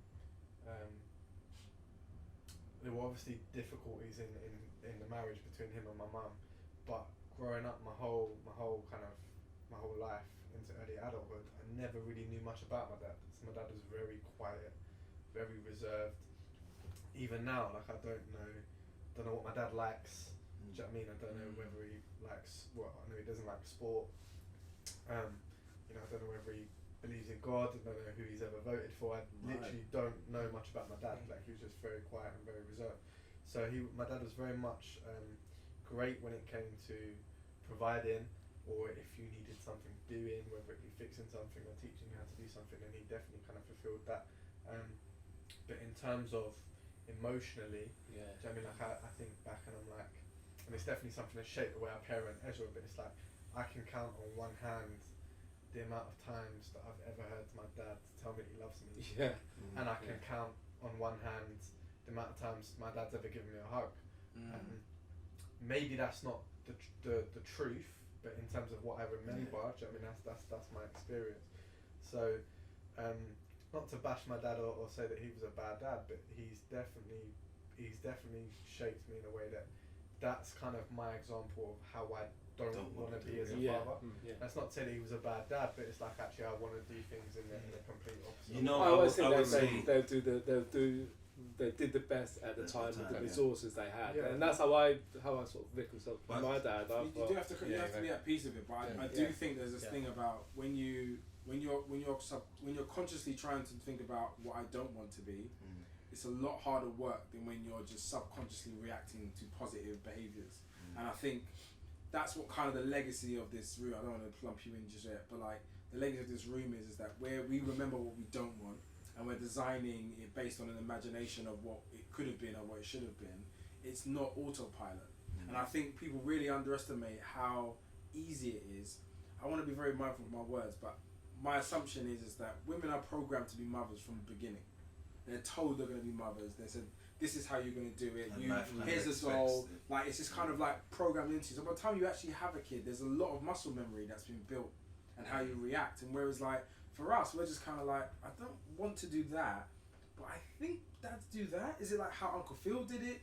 Is it how Bill Cosby did it? Is it how Desmond's did it? Who am I referencing in that? And me and my brother was talking about the deliberate journey into adulthood. And it's like, if you don't do it deliberately, it will happen in trauma. And at that point, you would pull from any resource you can think of to solve that problem. And then when you do it in that way, you start building bad practices. You start remembering James Bond and like, how did he chat up girls? Oh yeah, he used to slap them around the face. And they used to come. It's like, I've never actually seen. I grew up in a Jamaican woman's household, so you're not slapping any woman. But like those ideas start to become, and that's where you get your patches from. And so like, I want to be kind enough to say, and I think in my Guardian article I was saying, men of that generation didn't have it easy. And I think it's fair to say, but I also think there is an element of, we still have to hold them to account. You have to come to peace with it, but you have to be really conscious of like, this person was unable to provide those things for me. I need to reprogram myself, forgive and move on, and design this new human being, because unless they free you from that and they tell you that I was not very good as a father and you're a better person than I am, you never fully get over it.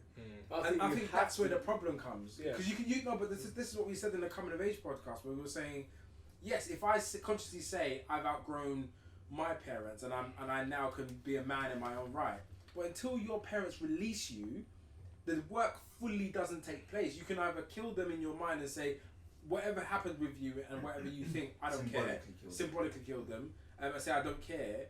Or they can free you from it themselves and be like, do you know what? You are a better man than I could have been.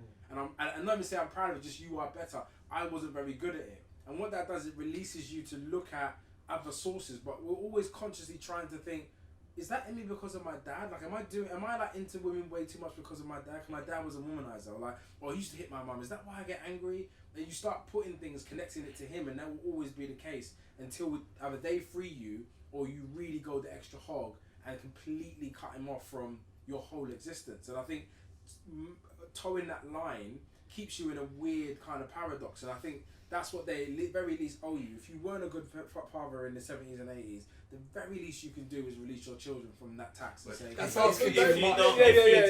you don't get, I think there's actually a third option, and I'll use from both. Is your dad still here? My dad's still here. Yeah. So see what you said about what you don't know. Like, you can actually go and ask him. Yeah. And then, likewise with you. Not to. Yeah. So you've made the decision not to, but you can actually go and change that relationship. Same with you. Like, you said that you and your dad thing, and there are certain things. Conversation. Yeah. It's funny because you could literally go up the next time you see him. I always give him a hug. I always, you know, hug. I always give my father a hug. Yeah. I actually want to do it. Yeah, he's But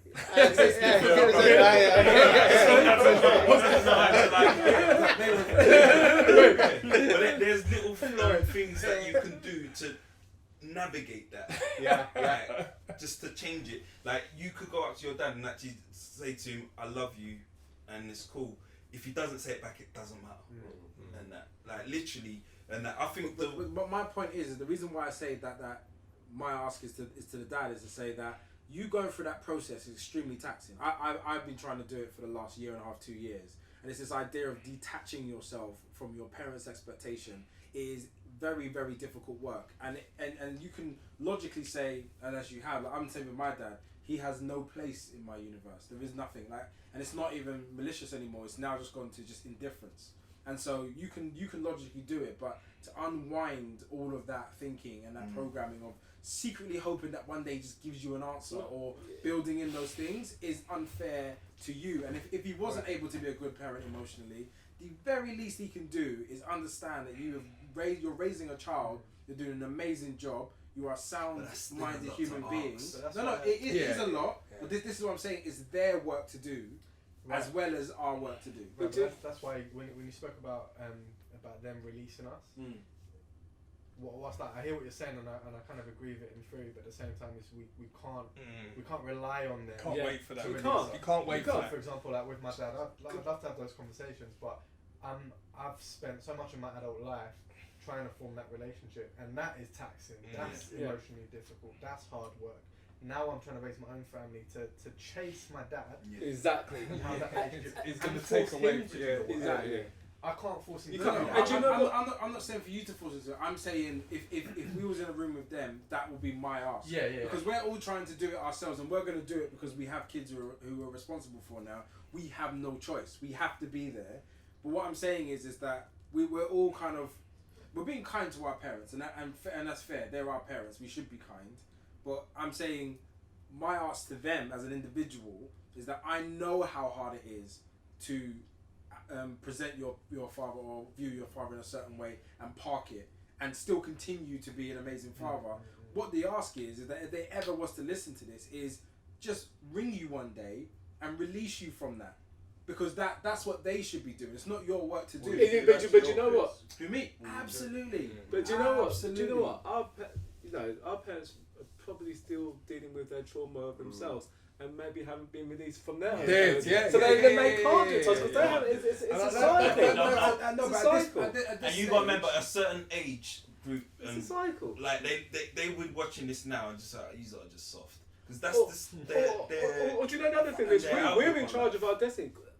whether it's parents' work, I can't wait for someone to validate me. I could be here for eternity. Whether it's my parents, whether it's my wife, I have to validate myself. If I get a well done pat on the back from them, it's a bonus. Do you think about it? Do you think about your dad in any way? I told you, I let go. We've spoken about this. I let go when I put it all out there to my dad, and I said, "This is what I feel." And he's been a good dad. You don't.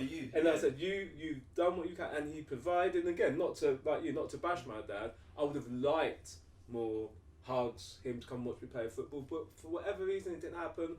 But he was a good parent in other ways. He, he gave me good morals, values, all those things. So I'm happy with what I got. I would have liked more, but then I'm released from that. I'm not waiting for my dad to say sorry or it's not the waiting. It's even the understanding that you would have liked more. I would have liked my dad to just turned up at any point. And it's like I can sit there and be like, yeah, but I'm fine now because I've built a lot without him. But at the same time.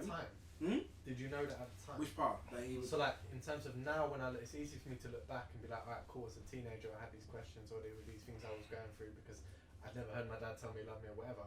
But I didn't at the time as a young teenager processing that. I didn't know that that's what I was missing. So it's easy to look back on it in retrospect now. That's why I think what you said is really key. Like understanding that why they did what they did and that they did the best that they can. Because actually, like there's some things like even in terms of my mum and dad's relationship, it's very easy to be like, I would deal with it this way. But then you become a man and an adult and life hits you and you go through things and you're like, raw, actually, I kind of understand that now. Well, you can see why they did. You don't have to agree with it. But I understand why you made that choice. And that decision, and that's really. And we don't know the baggage. We don't know the baggage our parents have had. I don't really know what my mum and dad went through when they were young. So I'm not even gonna start to attempt to go back, think about it, to think that's why they were with me. I'm just like, we've all got our stories. If he rang you today and said those things, dad today. So we spoke to him today, and he basically responded to the message, the letter that you wrote him. Would you reckon that would change anything in you now? I'd probably feel a little bit more like, he's acknowledged it, and maybe feel a bit happy, but it wouldn't change anything greatly. No, because again, you've come to terms with it. It's me. So whatever I said, you end in the cycle and you break in the cycle. I expecting someone else to think like that's too much of an ask, and you're asking someone to adjust their mindset. It's not expected. I'm not saying you have to do it. I'm not saying you have to ask them. I'm saying if they are coming across us as men, their sons, talking in this way, my ask to them would be, free your children at this point. You can consciously, if I see my child saying and just having this conversation and I'm like sitting at home, regardless of my trauma, I can hear what he's saying. And I'm saying, if I'm talking to them directly and you guys aren't here, I would say free your children. The fact that you're still saying that it would make me feel that little something is still a thing, and we have to respect that thing. Is how do you overcome trauma if you're still waiting on something from the person? Sometimes you're not letting go. I know, but I'm saying, so that's what I'm saying. Even though it is a fair charge to ask, and that it might not ever come. It doesn't matter if it comes, because you're designing yourself outside. I think you've just got to forgive and let them go. It's not about forgiving and let them go. What I'm saying is, it actually is though. Otherwise, you're not going to overcome the trauma. You're not hearing me. So what I'm saying is that little bit, whether if you put on a 100% loading scale, that little bit of him responding to your letter could be 2%, 5%, 10%. You don't know what it is, but that is still a thing. And so I'm saying, but you're still hanging on to that. Wait, hold on. It's a thing, but it's not an impactful thing. Absolutely. It doesn't impact how I'm gonna raise my daughter or my son. It's just that's the separation. That was my defining moment. It doesn't impact. It's a thing. It's like a present. If someone gives you a present and wraps it nicely, and there's a bow on top. So, there's a bow on top. But if there isn't. A bow would be nice, and that's how I view it. It's a thing. I'll say one last thing. And for me, and look, the thing is that I've done it and I'm doing it, and I read this all day. And I'm not saying that that's a qualifier to override your understanding. I'm saying that is that this idea of like I don't care as a mechanic or I'm okay is a defense mechanism. Okay, and so I'm saying not always. Listen, not always. Listen, the journey to being okay is an ever winding road. It doesn't actually end. What the whole point is that if there is any niggling reservation, whether it's an argument you had, whatever it is, if there is 2%, 5%, 10% still open to be healed, and there could be a dialogue that would give peace to you in any way, shape or form, there's still work to be done. Now you may get into a functional, successful human being that does not put you completely at peace. And what I'm saying is if it's on them to do that work, you don't have to do anything different. You are technically fine. But what I'm saying is, the if there is journey an to finding opportunity, peace is never ending because it depends on someone else saying something. Yeah, this is the point I'm no, trying that's to say. what I'm. Can't, Like if you found peace, let finish and then we'll go to. let me finish. So the idea that you can heal yourself as much as humanly possible, and in all of the teachings, it's to disconnect yourself from any expectation from anybody else, and anybody else's words should not affect you. But the fact is that the deep connecting root of your relationship with your parents is more than what you're consciously aware of. And I'm saying there is still road for that to have a positive impact on your ability to father. I'm not saying go out and ask for it. I'm not saying that they have to do it. I'm saying if they ever heard this and they saw their sons in this conversation doing something they probably would never do, I would say to them on your behalf, it would be great if you rang your son and actually responded to that thing or completed that cycle, because it would help him, whether you know it, whether you think you can parent without it or not, it would still help. And so that's what it's about. It's not about saying you can't parent, you can't cope, you're not the man or whatever, because you are all actually doing very, very well in that space. But I know there's still road to go, because that road doesn't just end as soon as like you say to yourself, it doesn't matter anymore. Okay, what were you going to say? I was just going to say, I understand what you're saying, Marvin, and we've had a conversation about it before, and I feel you, but there's part of me that knows that I cannot put my expectations on someone else and their potential of failure, especially if you've had 30, 40 odd years of that failure and that cycle. So it got to a point for me where, I mean, there's some positive elements. My dad was around, sometimes he was, sometimes he wasn't. You know, in fact, Modge was one of my young friends that I had two friends that their dads were super permanent in their life, and Modge was one of the two. Yeah, so he was around, but sometimes when he was around, it was negative. It wasn't necessarily a positive experience. And even when it was positive, like my dad is very, very intelligent. He's super eloquent. He's very well read. And that can sometimes fool a lot of people into thinking that he's this perfect dad when he certainly was not, because there was a whole other side that came with it and a whole other baggage that he had from his upbringing, from being from a very strict, super Jehovah's Witness family from Jamaica, right? And all the expectations of being an upper middle class Jamaican and what he should achieve and what he shouldn't achieve.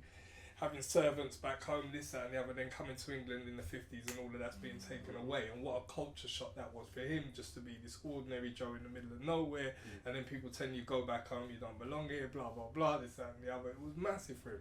And all the baggage that he had and carried forward, I mean, in some ways, because of that whole experience, he's super well read. I've got a wealth of knowledge of black African history from my dad, which gave me a super sense of confidence and self-awareness, which a lot of other children didn't have because of he was so well read and blah blah blah.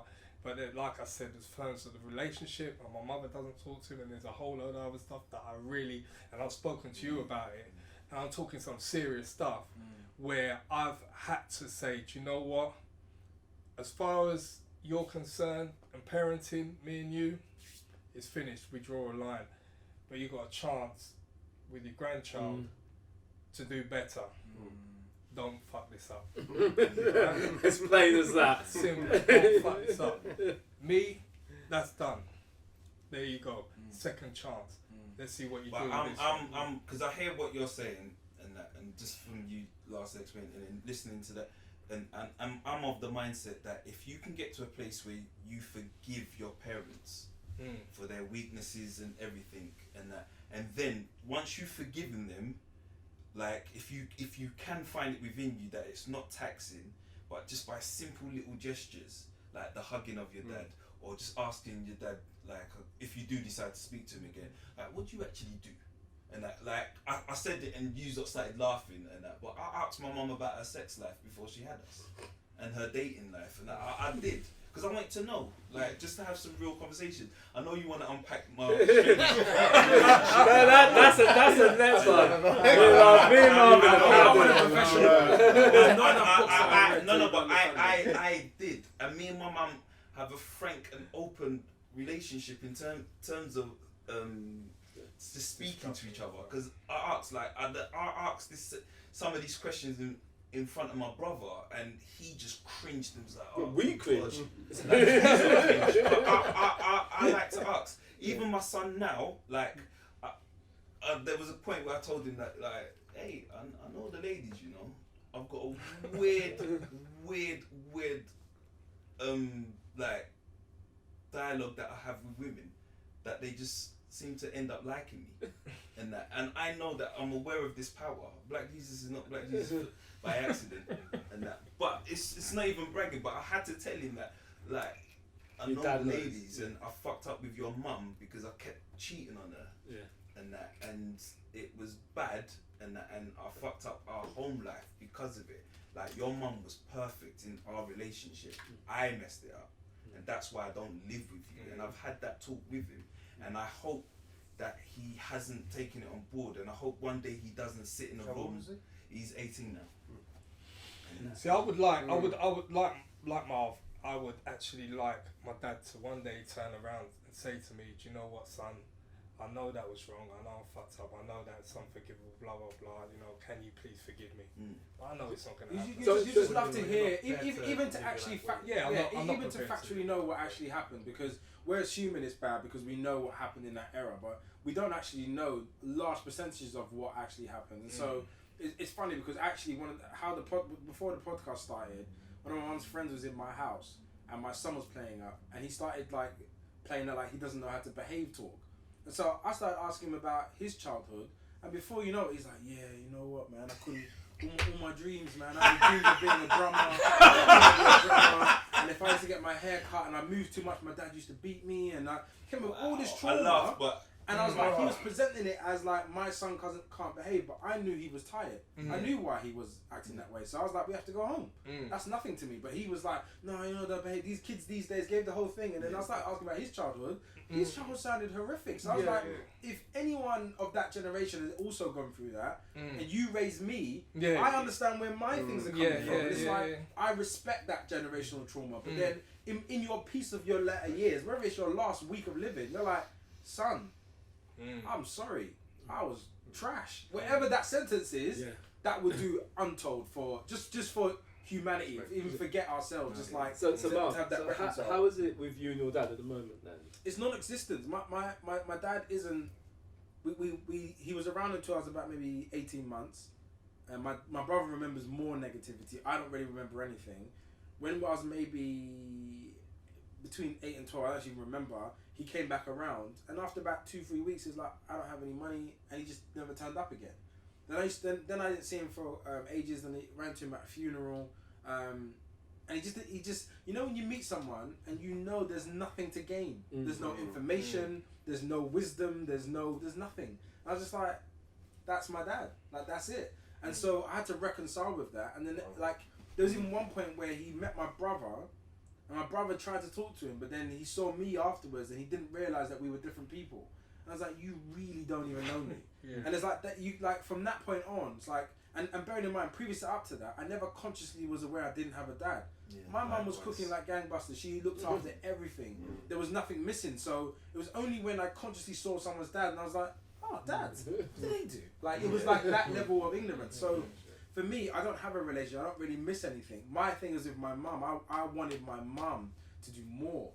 She did everything. That's hard for her. And that's what I'm saying. Did you talk to her about what that was like? We've had that conversation, and it's like that's where I now. That's another thing in therapy where I had to unpack. It's like my version of events is not what my mum's version of events is. My mum did everything. I dare anybody try to cuss me out on my estate. My mum's coming out. Like, nobody messed with us on our estate. No, my teachers didn't want to discipline me because they were like, your mum's gonna come to the school and it's not worth it. So just could you please, like, so my mum had my back. She did everything, but there's just things that I think I wanted. There was more of things that I wanted, which probably mathematically wasn't possible with 4 kids by herself. And so I've had to come to terms with that rationally, and rather than just like emotionally how I feel about it.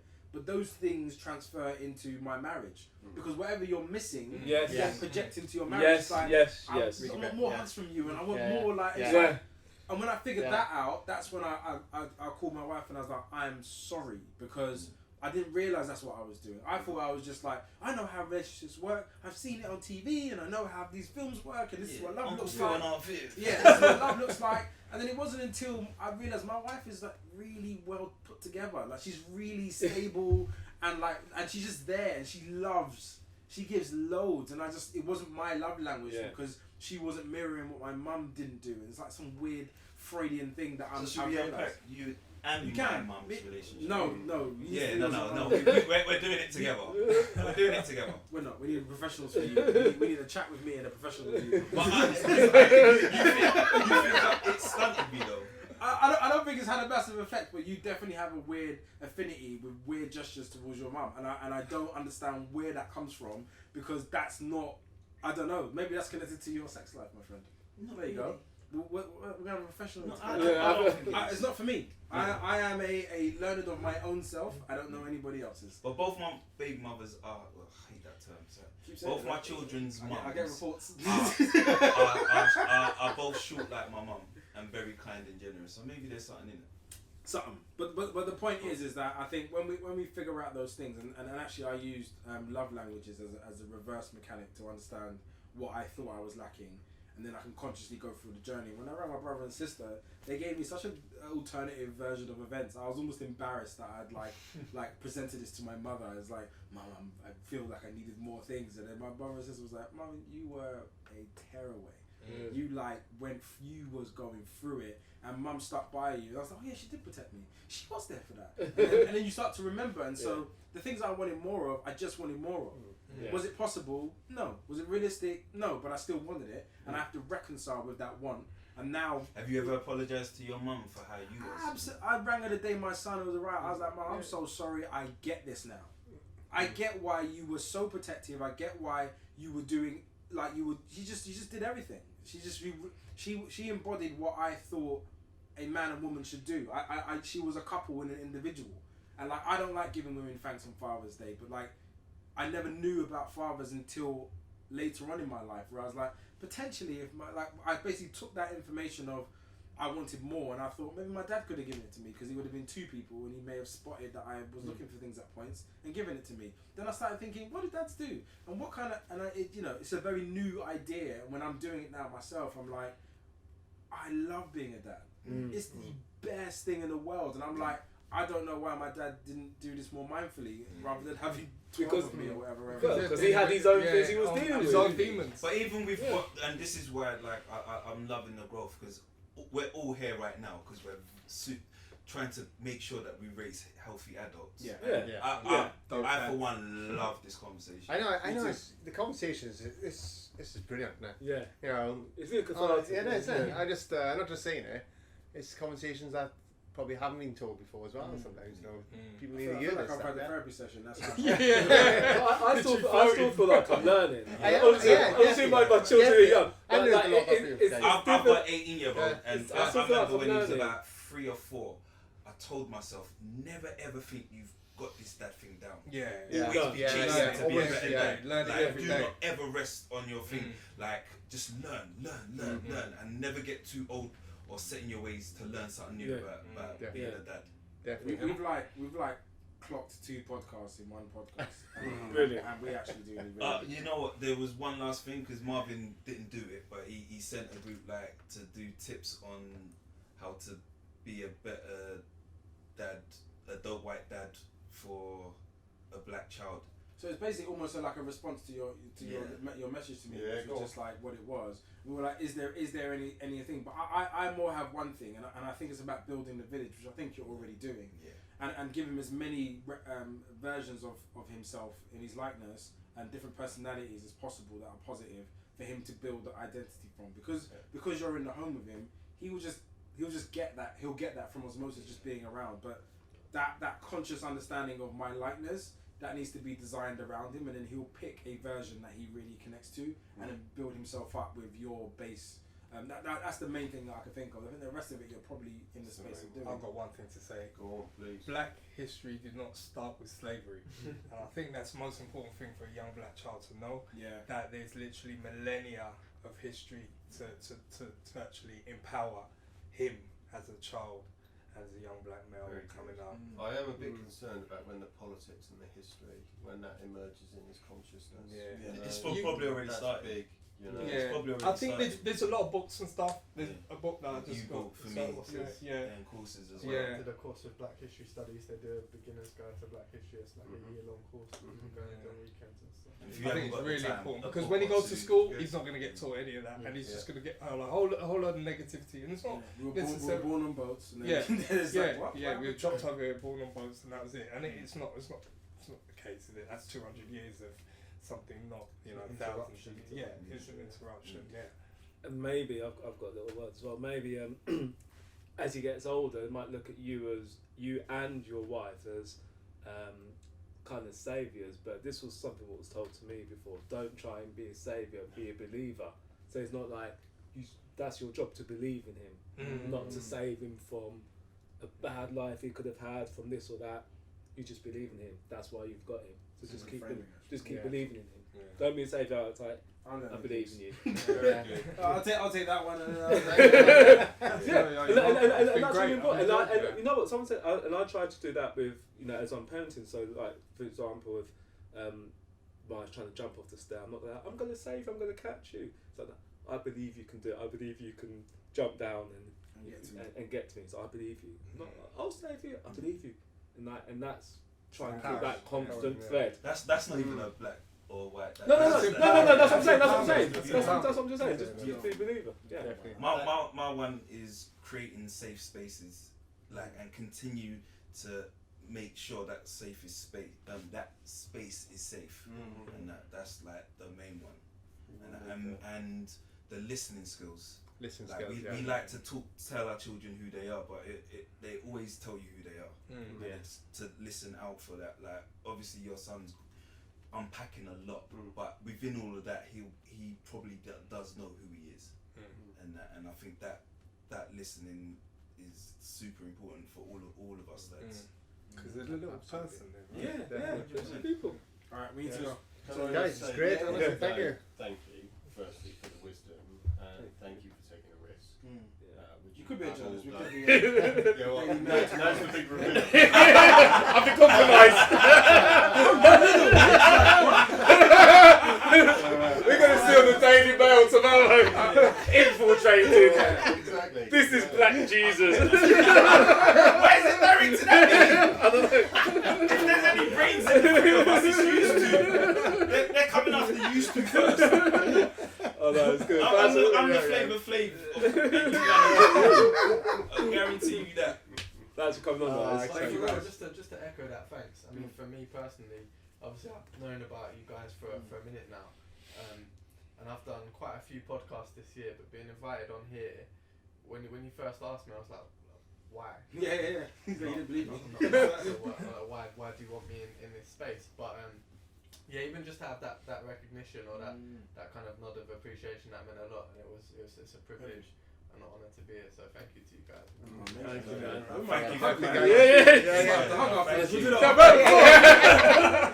And seriously, thank you, Amina, because I learned off you guys. I've learned a lot tonight, and that's powerful. And I just think I'll never know everything about being a father, or but I've learned a lot tonight. So thanks. Keep doing what you're doing, guys. Brilliant.